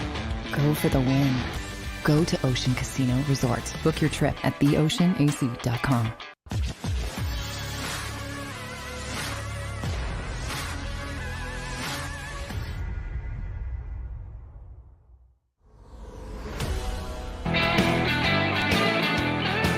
Hour number 3, Big Sills National Football Shows. Please hit the like button. We appreciate everybody coming aboard with us. God, there's a lot going on. I mean, what is it? What did I say we are now? 29 days until start of training camp? Man, that bad puppy's right around the corner, man. 3 weeks and some change. I love it, man. We're right here, right? We are right here. All good. Please hit the like button. I appreciate it. David says, hey, Dan, could you be any more of a biased conservative Trump supporter? I'm sure you trust Fox News over the New York Times. I think they're full of shit too, David. Bro, you got me wrong here, man. Conservative. Bro, you know what I root for? Right. Gee. You took all of that from what you've never heard me say that here. Once again, an asinine assumption. Asinine assumption. Holy cow. Come on now. I don't know what you're talking. Okay? I don't believe any of the media. You know what I do? I watch Fox News and I watch CNN and I watch all the bullshit artists try to make something so that they stir up American emotions. You think they're selling positivity? Are you kidding me? They make a living. Worst thing to happen was the coronavirus ended. Oh my God, people are sick and they're in hospitals. Let's go to a commercial break. Once you donate that money, man, the people who were dying and families who were dying, you ain't going to see that. Both sides. Are you crazy? Come on, man. My wife is right. I vote what's right. I vote for the United States of America, bro. Okay? I vote for America. I do not vote. Mark Cuban, who when he was on my radio show about 2 years ago, he was right, man. Having a political affiliation is the worst thing you could possibly have because it sends you down a rabbit hole on both sides. Hey, man, we'll see what happens with the voters in November. And by the way, this just in, elections have consequences. And sometimes you don't like the consequences. Get your ass out and vote. Instead of complaining every 4 years, get out and vote. You don't like something? Vote. That's how our country in my opinion, is the greatest country on the planet. You don't like something? Vote. You don't like her, him? Vote. Burning shit down and tipping stuff over, that's not going to cut it. Because true Americans, you know what? America's not New York and California. America's in the middle. Okay? Our country is so awesome. Media sells disasters. Why do you think every year when we see those hurricanes, like Home Depot goes through the roof? Oh, we got hurricane coverage. They're selling disasters. You're covering police chases. You know what the biggest draw is in Los Angeles? You guys want to know what the biggest draw is? Car chases. They break through programming in Los Angeles to cover a car chase. And you're like, it's like watching a public execution. I saw a guy, he was being chased by the cops on a motorcycle. The guy went flying 50 feet through and you're like, okay, well, why am I watching this? Oh, I know why. Because America likes watching train wrecks. We do. That's why we like Mike Tyson. That's why we like all things that have trained. Tiger Woods, we covered that story. OJ, right? All that, man. George Carlin said people who don't vote have more of a right to complain because they didn't pick the guy. That's funny. Hey, that's funny, actually. Very cool. Hey, guys, please, again, you got me wrong, dude. Way off, way off. You know what? And I'll say this one thing to you about Trump. You know why you didn't like him? Because he talked shit to people. Honestly. He reminded me of NFL owners. That's how the NFL owners talk to players. Trump was like Jerry Jones. He was, man. Trump was like Jerry Jones. Okay? They just, he talks shit to people. Jerry Jones and Trump don't you see the same guy? Settle down before you start getting crazy here. That's what he tells his radio guys every Monday. Two guys, I know these two guys that do a radio broadcast in Dallas, right? And Jerry comes on. Man, last year they got blasted by the Rams or something like that. So he came home. He goes like this. He starts talking shit to these two guys. And these two guys got to be careful because you know why? They lose their job. Jerry call up the general manager or he'll call up somebody at Odyssey because, you know, they'll take a knee. And Jerry will call them up and they'll be guys be out of work. I don't care how high ratings you have. And Jerry, you know, the Cowboys didn't really go, settle down. I'm not going to sit here and listen to this. Let me speak. And you're going, okay, that's got to be, hey, to me, I would not want to interview Jerry Jones after a loss because you could say something, get yourself fired. That's a tough gig. Those guys that are in Dallas, I don't think they're on the ticket. The ticket's pretty good in Dallas. Almost got a job there. Okay.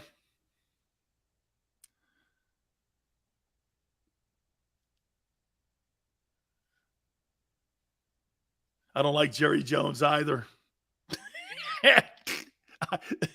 I told my wife the same thing. I was like this, man. People hate this guy because he sounds to me exactly like an owner. Man, I have never met an owner who doesn't talk shit to his players or his coaches. And it reminded me so much of that, how he talks. And you knew it wasn't going to go over with people in Washington. Nobody likes getting talked to like that. She's a loser. Easy guy. You can't be calling people like that. Hey, you can't. You can't be talking like that, dog. You can't be denigrating women. You can't be undermining other people. You can't be talking shit to African Americans. You can't do that. He don't care. And that's why he got crushed. All right, let's move on over here. I got something here for you. I'm going to ask you this here. Please hit the like. My boy Jimmy G. My boy Jimmy G, man. Starting to throw. Man, I'd like to have his ass in Philly. 14-3.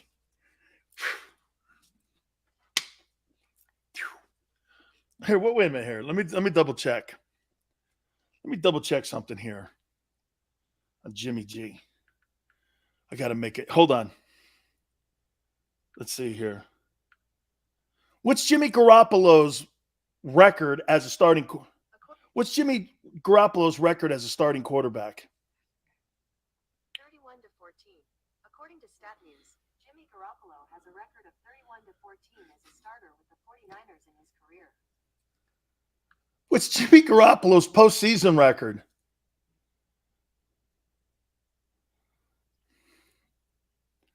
He's 5. Okay, so 31-14 and 5-2. 16. He's 36-16. 36-16. Jimmy G, and he's a Paisan.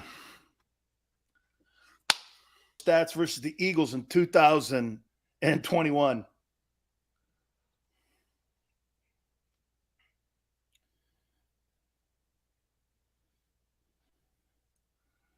Let's see here. What was his record here? Here it is. September 19th, right out of the gate.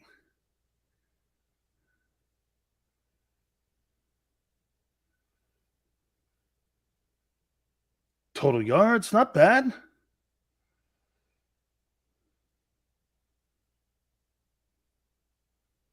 $22 of 30, 189. Samuel had 93 yards. How about Quez? Quez had 117 yards in that game, man. Jalen found him. Wow. Look at Jimmy G, man.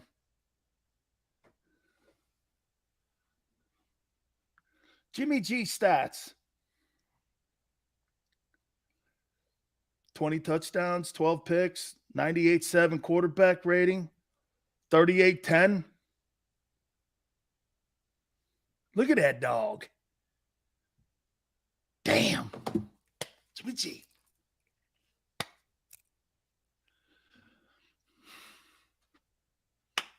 Jimmy G.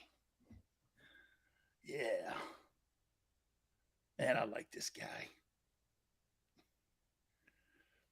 But his guys put a hell of a career together. He's 36-16 with the postseason. 91 of them came on one play. Yeah, I know, the play that mattered. The play that mattered. Oh, yeah, I know what happened. I remember now. It was a late touchdown that he threw down the sideline. That's right. I remember that. Now. That Jonathan Gannon wonderful defensive scheme. See, but that's a perfect example of what a quarterback is. You don't have to throw for 500 yards every game. You throw with what the defense gives you, and you play high percentage when it comes to big plays. That's exactly how Kyle Shanahan moves the chains with that guy. And that's why he's got a winning record. And Kyle Shanahan actually has a losing record when Garoppolo's not on the field. Okay? That is why. Those are quarterbacks that understand what's in front of them. And they're not trying to jam around pegging a square hole. They keep dinking and dunking, dinking and dunking, dinking and dunking, dinking and dunking. And what do the Eagles do? They start pressing up more over the top. Touchdown, good night, you're lost.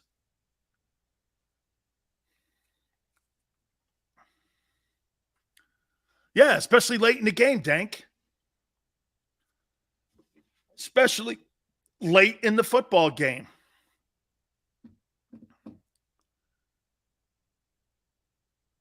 Huh? Tart made the play on Quez? I believe he did. I believe he did. Let's see here. QB manages the game. Well, Tone, if you manage the game to a 36-16 record, are you okay with that? Manage me all day.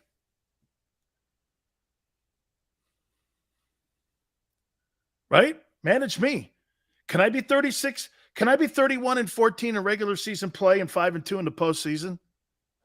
Boy, I'll tell you what. Hey, let me ask you something. How much would you pay on the let's just hypothetically say you didn't have Jalen. How much did you pay for a 31-14 quarterback, 5-2 in the postseason, and has been to 3 of the last 4 NFC championship games, having won 1, and gone to a Super Bowl? What would you pay for that? $40 million? Would you pay $40 million if you didn't know the last name was Garoppolo? That's right, Tone. You'd pay $40 million. I'll tell you what, Dak Prescott dreams of having a record like that. You want to hear something even more impressive? Jimmy Garoppolo has more postseason wins on his resume than the Cowboys have postseason wins in the last 27 years. Now, put that in your pipe and smoke it.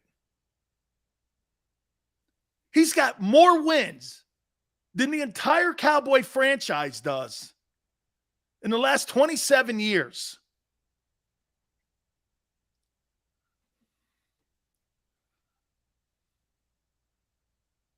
If Jimmy G ended, hey, you know what I would, hey, can I tell you what I would do if I were the Browns? Here's what I would do.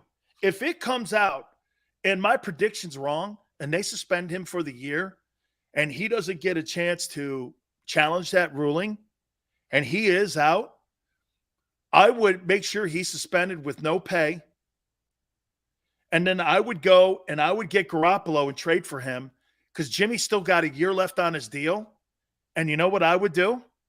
I would do this. I'd go get Garoppolo, pay him his $25 million this year. I would get rid of Baker Mayfield and maybe send Mayfield to the 49ers because they don't know what they have in Trey Lance. If I were the Browns, I'd be talking to John Lynch, the general manager of the 49ers, going, we got a guy right now we're paying $18 million. You know our situation with Deshaun. You get that contract where you're not paying him with suspension without pay, and you can because of contract detrimental to the team. You still own his rights. Okay? You call the 49ers up. Remember, the 49ers have to pick up some of that cash that Garoppolo has anyway. You send Baker Mayfield to the 49ers as a security blanket for John Lynch and for Kyle Shanahan if Trey Lance bombs. He's on a 1-year deal anyway, Mayfield. You could trade his ass. And you got Garoppolo on a 1-year deal. Dom, thank you so much for coming aboard. I appreciate it. To me, you got everybody on a 1-year deal here. The option year is killing the Browns because they can't move him. Garoppolo just started throwing this week. You're in a position. Tomorrow, I need clarity if I'm the Browns because I got a good roster. I'd call up the 49ers and bring in Jimmy G, send what's his name, and you can swap salaries here, actually, and you're both on a 1-year deal. Baker's on a 1-year deal, so is Garoppolo on a 1-year deal. To me, that works out perfectly. And you don't have to work on a contract with Garoppolo until you find out what indefinitely means. You may end up doing this, voiding the contract with Deshaun in its entirety and have to work a 3-year guaranteed contract out with Garoppolo, especially if he wins.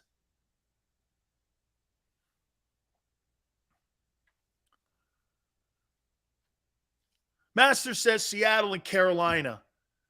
If I'm Jimmy G, why would I want to go to those shitholes? Why would I want to go there? Matt Rule sucks. David Tepper, the owner of the Carolina Panthers, is very short-tempered. The coach will probably be fired. Gave him a 6-year contract also. And how many years has Pete Carroll left in Seattle? I don't think San Francisco would do that to him. And you're going to trade him inside the division? No way. And the conference.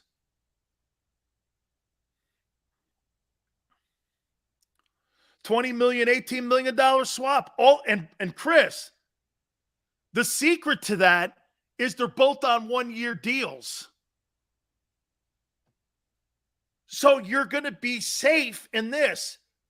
One guy's quarterback in my team.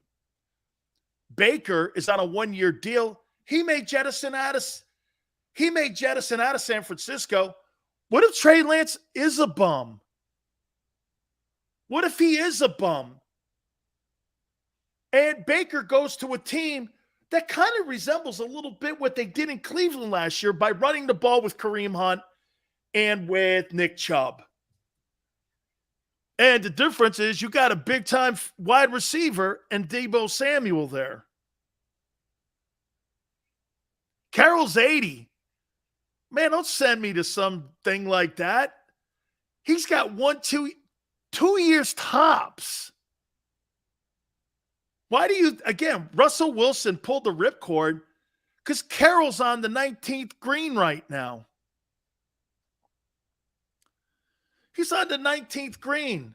There's going to be a massive I don't think Russell Wilson left.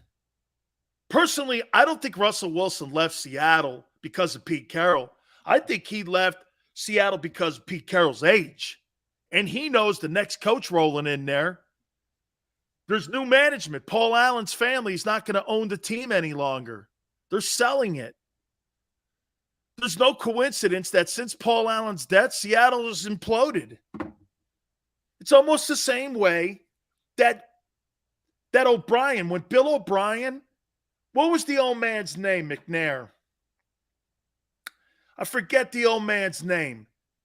Okay, when the old man died, the kid took over.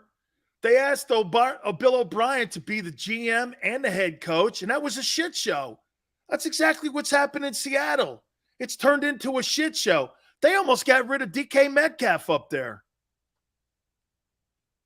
Dude, I'm not going to Seattle, and I'm clearly not going to Carolina. And the 49ers have too much respect for Jimmy Garoppolo to do that to him. Why would you send him to those places? You wouldn't. You have too much respect for him. You'd send him someplace like Cleveland or Pittsburgh that would take care of him. You know, I'll tell you something about Garoppolo's reputation. The Patriots love him. The Niners love him. Says a lot about his leadership. And you know why it says a lot about his leadership? It's because of two things. He wins, and everyone in that locker room saw how they handled that whole shit show. Kicking tires on Brady, kicking tires on Matthew Stafford, kicking tires on every free agent quarterback that came their way.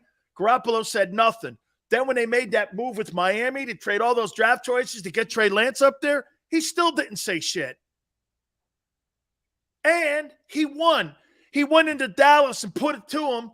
Then he goes up to Green Bay and laid it on him. Made a play late in that game in horrible weather and knocked the number 1 seed out at Lambeau. I don't know. Is Garoppolo prone to throw it to one guy that doesn't wear the same gear in the game? Yes, he is. And I'm not calling him elite. But before you say that guy sucks, your comments don't add up. He's done far too much winning. He has far too much of a reputation. Far too many teams respect him. Far too many general managers. And this is more than Jalen. Who do you think they respect more, Jalen or Garoppolo? It's not close. You know why? Because Jimmy wins. beats great teams into Dallas, into Green Bay, beat the Rams. Guy's got to, dude, I like the guy. I like the guy because of all those things I've mentioned. Every time I see a roadblock, when people start talking about him, I look at that roadblock and go, are you crazy? What's the one thing you don't like about Garoppolo? There's two, actually. He will throw it to someone else, and he gets hurt. Jimmy G gets carried. Well, Samuel, how come every time when Jimmy G is not on the field, Kyle Shanahan is 8-28? That's carrying? No. Samuel, Jimmy Garoppolo carries Kyle Shanahan. Kyle Shanahan is 8-28 without Garoppolo. With him, he's 31-14. Facts.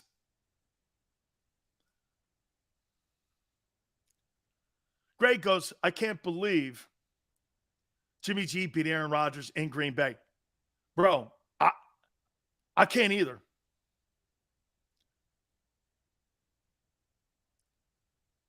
Ryan goes, Sills, you're going to have egg on your face when Hurts goes 12-5.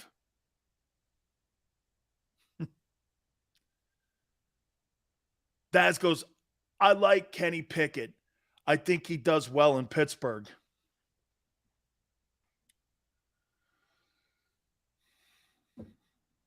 Pittsburgh, when last time they broke in a quarterback that was a first-round guy, was Roethlisberger. But the difference with that team is Jerome Bettis and that O-line was running the team. They didn't need him to go out and play huge. And they had a lights-out defense with Joey Porter on the other side. Okay? They don't have that dynamic in Pittsburgh right now. They don't. That team is not anything near that Coward team when Roethlisberger showed up. Who's their star wideout?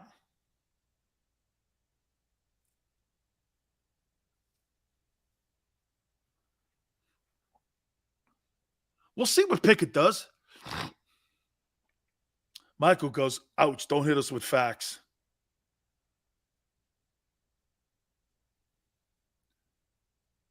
Joey Porter Jr., Penn State corner, huh?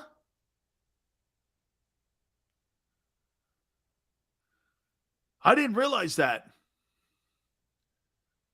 Joseph says, put a guy in an offense like the Eagles with this defense, and you're a Super Bowl contender. So, hey, Joseph, I'll ask you directly because I don't think the name is familiar. Joseph, if you put Garoppolo in Philadelphia this year, what do you think your record would be?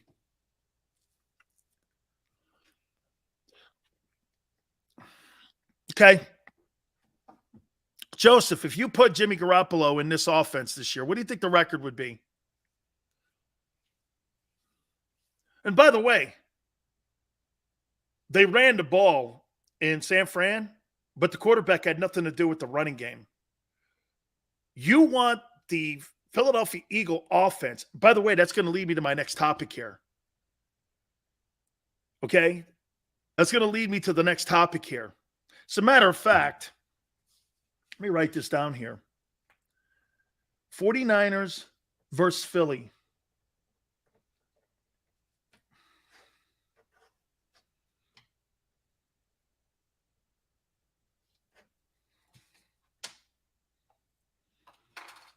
Okay.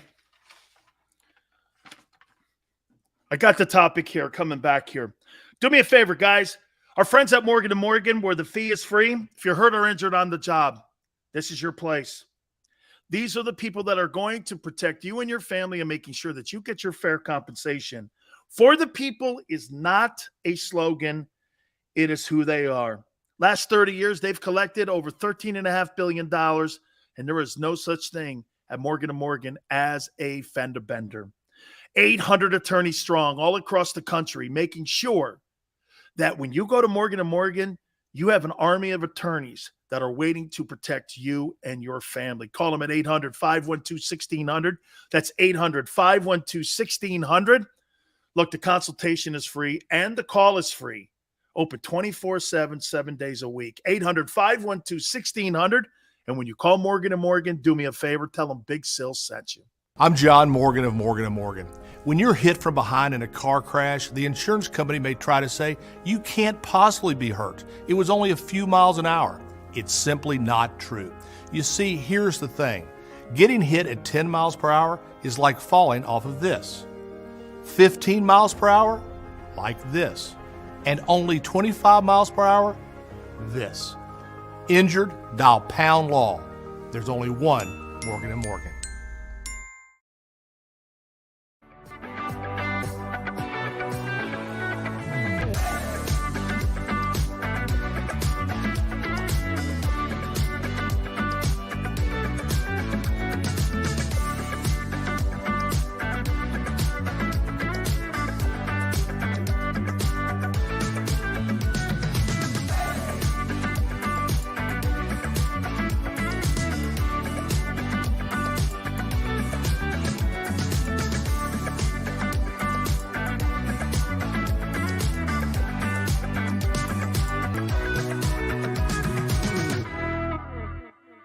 Action News at 11 with Rick Williams. It's the team you trust to bring it all together. The stories that impact your community, a sports roundup for the locals, and the AccuWeather forecast you depend on. Action News at 11 with Rick Williams.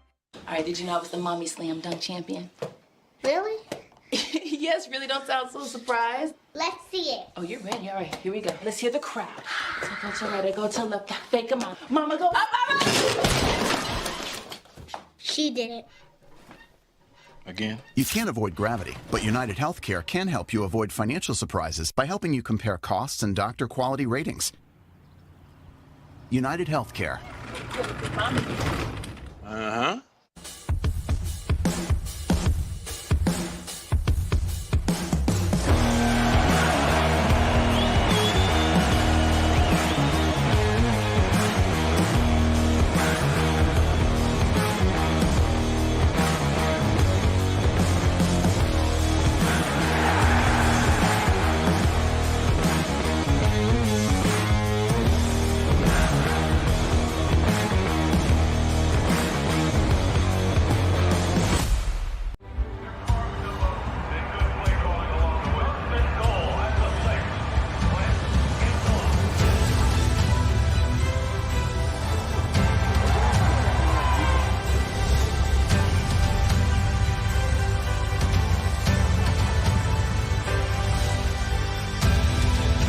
Field of life, First Trust Bank is there for you. Champions on three. 1, 2, 3. Because Philadelphia dreams deserve a Philadelphia bank. Go for the midnight dares. Go for the game. Go for the hits. Go for the fans. Go for the win. Go to Ocean Casino Resort. Book your trip at theoceanac.com.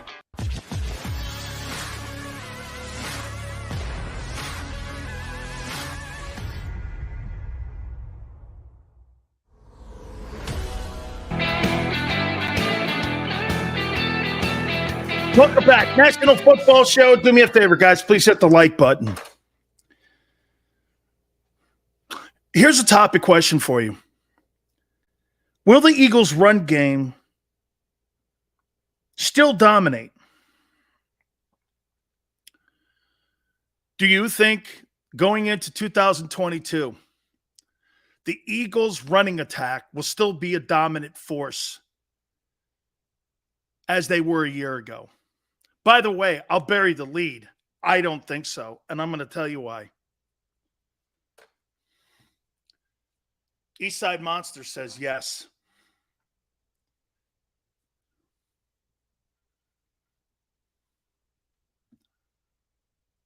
Do you think the Eagle running attack will be one of the top running attacks in the NFL this coming season? Smile's going where I'm going.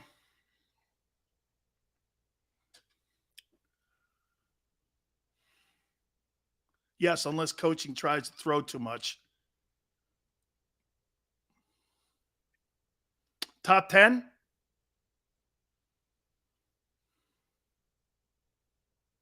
They have to commit to the run? Okay.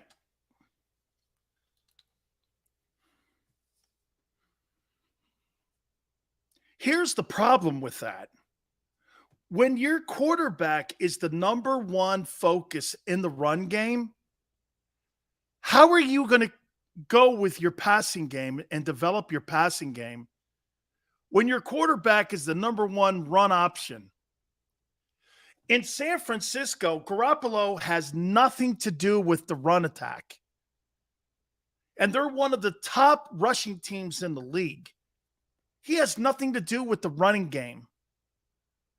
You want your offense to look more like San Francisco. You've got a physical wideout in A.J. Brown, Deebo Samuel. You've got a defense that we think and are hoping that are going to put pressure on the quarterback. Your old lines are compatible. But the difference solely is the quarterback at San Francisco has nothing to do theoretically with the run game. He's not out rushing, trying to get rushing yards. And that's why his record is what it is. They have two separate teams. They're balanced. The Eagles are not balanced. They don't have a balanced attack. They're one-dimensional. With a quarterback that's not accurate. That guy in San Francisco is accurate. That's why that's a better offense. And when I hear people going, yes, we're going to be as dominant. Dude, why the hell did you get the $100 million wideout then? You're all of a sudden assuming that this guy's going to have accuracy and he's not going to have the accuracy issues that he struggled with his entire professional and collegiate career with. That's quite an assumption and quite a leap.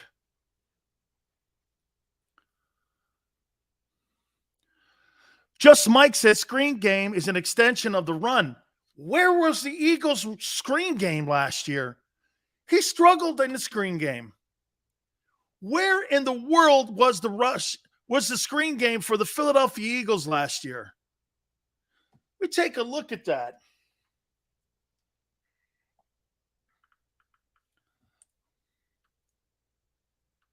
Top reception leaders for the Eagles in 2021. Here's information from Fox Sports.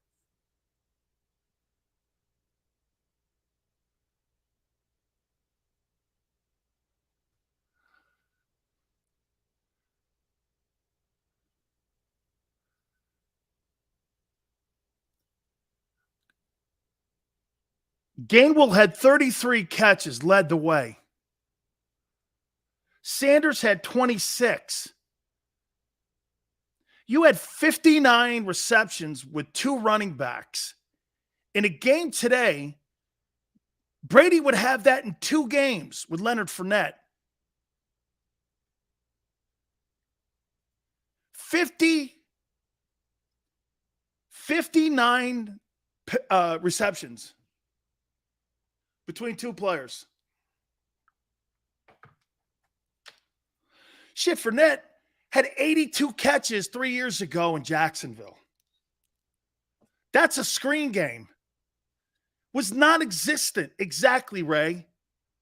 Now you're inventing that. So you're going to develop a screen game with non-screen game running backs, and we're going to improve all these numbers offensively. Holy crap. This is some transformation that I'm going to witness. Dallas Goedert is not a running back. Dallas Goedert, I'm talking screen game like Brady and Matthew Stafford, Aaron Rodgers, all have in their arsenal. There is a non-existent screen game for the Eagles. Eagles will be top 10 in rushing this year. What are you going to be in Watch this. Well, so what are you going to be in passing? May I ask, Eastside Monster? Top 10, let's just say 6th. Oh, screw it. Say 5th. 5th in rushing. What are you going to be in passing? Last year, you were 27th. So you're going to go back a little bit, not too much, in the run game. What are you going to improve on in the passing game? Top 15 in passing.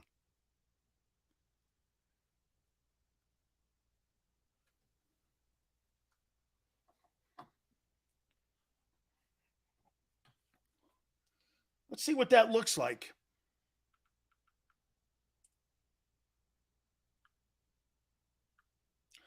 Top 20 NFL passing teams in 2021.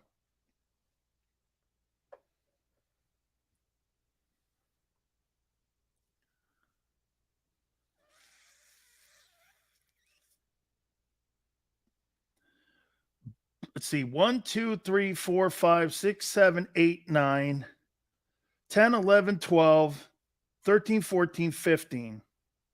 Yeah. Yeah.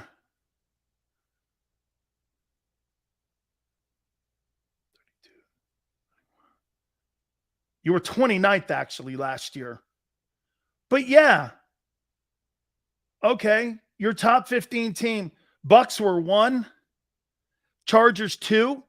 Cowboys 3. Chiefs 4. Rams 5. Raiders 6th. Bengals 7th. Cardinals 8th. Packers 9th.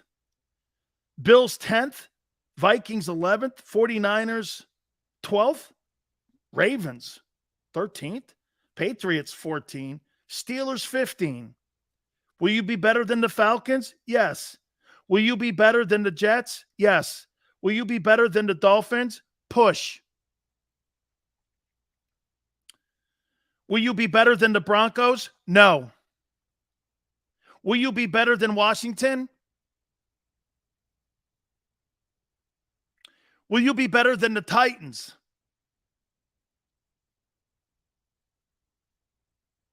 The Browns? Yes. The Colts? Colts are going to improve. So are the Broncos. It's going to be interesting. It's going to be interesting to see how this thing plays out because you're right. Here's the one thing you have to start doing, and I agree with what some of you guys have said. I think there's going to be an emphasis on throwing the football. And to me, if I were Nick Sirianni and his coaching staff, I don't know if I would jump to trying to create something last year that didn't work, and I started the season at 2-5. I might want to gradually still get into the game and run the ball a lot more at the beginning. Because you know this, a lot of teams are going to do the same thing that the Eagles are doing, and that's not practice a lot of two-a-days. Why not run the ball early on, run it, and then start to matriculate the offense into a passing offense? Add plays.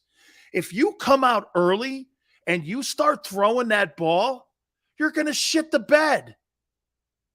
That's not how this should progress.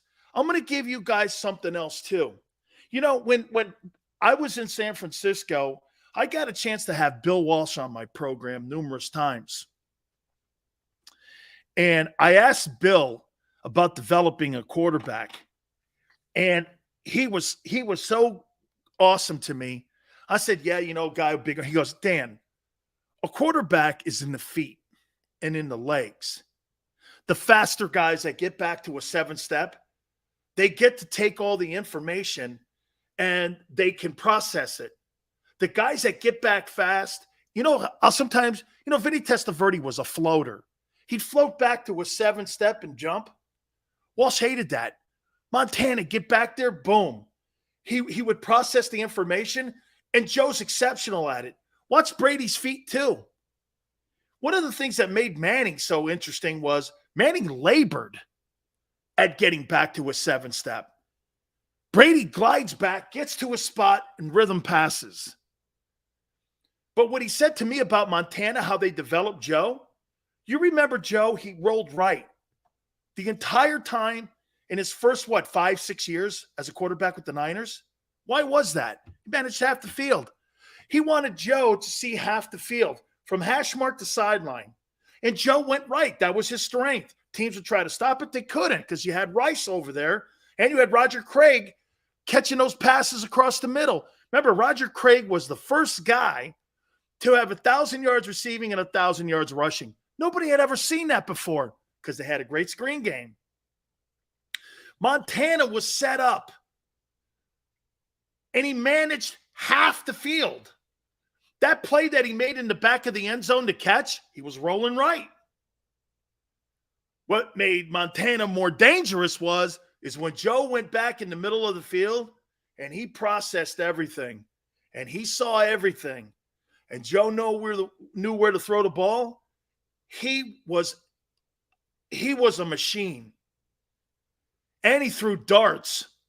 And he had Rice, which made it even more impossible to defend him. My point is, all of those intangibles still have to be worked out in this offense. And by the way, they had a pretty decent run game. I wouldn't call it exceptional, but Montana knew when to run the ball. They didn't run it a ton, but they still had a 1,000-yard back, which made the defense had to address that.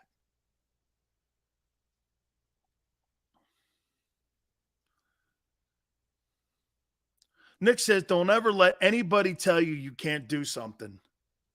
Yeah, Burt Jones was a decent tight end too, man. Did some really fine things for that offense. Jesse Sills, do you think they should go for Kareem Hunt? Boy, I'll tell you. Hey, if you had a Frank Gore type player on that Eagle team, you could take some of that off of Jalen and then develop that screen game. Hey, you know what's crazy? Brady's not a prolific passer down the field. He's made a living out of that dump screen or middle screen pass. The only time in Brady's career, actually now, with Mike Evans and Goddard, Goodwin down in Tampa, he's thrown it deeper more times now than I've ever seen him outside of when Moss was in New England. All those passes that he completed were in the slot to Amendola, to Welker, to Edelman, guys like that. He's a slot. Brady is a slot passer and a screen guy. Am I wrong when I say that? This guy's not a guy who's going to throw the ball and have targets plus 25 down the field, 10 of them. He's not going to do that. It's not who he is. No, hey, when you say you need a bruising back, I actually think you need a back like Brian Westbrook. I'll take a Brian Westbrook back any day. He's a better version of Christian McCaffrey. Catch passes. I think he had 77 catches one year. And he could run in between the tackles. Brian Westbrook, in today's NFL, shit, man. If you're paying McCaffrey the money you're paying him, I'd like to see what Brian Westbrook would get paid today, because that dude would be paid big money. He would be paid big money. You're talking $20 million for a guy like Brian Westbrook today. Okay? Michael, Westbrook all day. Plus, he was a bitch in the red zone. That guy was an underrated back, man. I am a huge fan of that dude. Montana or Marino, not a question. Montana destroyed Marino in the Super Bowl. The game was over in the first quarter. No, hey, smile. No risk it, no biscuit. That's why Jameis Winston had all them turnovers in Tampa. Because Bruce believes in airing it out. And I think it's a high-risk offense. So did Brady.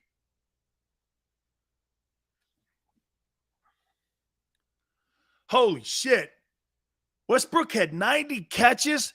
Today's NFL, he'd have 129. That dude had 100 catches. That dude had 90 catches in 07. Oof. Dude, that guy today, you couldn't afford him. He'd be making what AJ's make. That's a great number in a game and on a team that didn't throw the ball a shit ton. So wait a minute. Westbrook had 90 catches in 07, and you guys didn't really throw the ball. And McNabb never threw for 4,000 yards in his career ever. That's insane. That's insane great. Very underrated. For 771 and 5 touchdowns. What did he rush for, Randall? Tell me what he ran for. Chris, I mean, the more you look at his statistics, on a team like the Eagles, that wasn't really an air-it-out offense, he had 90 catches. Shit, man, if you had a back in today, I'll put it to you this way. If you had a back in today's offense on this Eagle team going into this year, Jalen Hurts would be your guy. Just keep throwing it to Westbrook. Anyone today remind you of Westbrook? Yeah, when healthy, Christian McCaffrey. So wait a minute, Randall. Are you freaking kidding me? Westbrook had 1,300 plus yards rushing and 770 and receiving yards and 90 catches. I'd pay that guy $20 million. I'd pay him $20 million. You haven't had a player like that on your football team since him. He is easily the biggest and best offensive weapon you have had in the last 22 years. Can run the ball for 1,300 yards, 90 catches, almost 800 yards receiving. You haven't had a guy on your offense near the kind of explosive player of that dude. And that includes T.O. or Deshaun Jackson or any of these guys. I voted for him for the Hall of Fame this year, guys, just so you know. I voted for him. My ballot, I posted it at Dan Sileo show. 2104 from scrimmage in 07. Yeah, but the difference, Dank, was this guy could catch the rock. This guy could catch the rock. And when you got an offense like this, you're trying to develop a screen game, and you've got two backs that had 59 catches last year. Westbrook had 90 himself. He doubled them.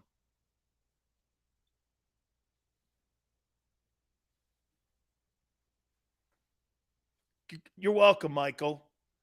He thanked me too on my Twitter. He deserves it.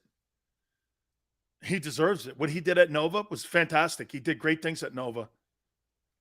He was a first-team All-American, and I voted for him.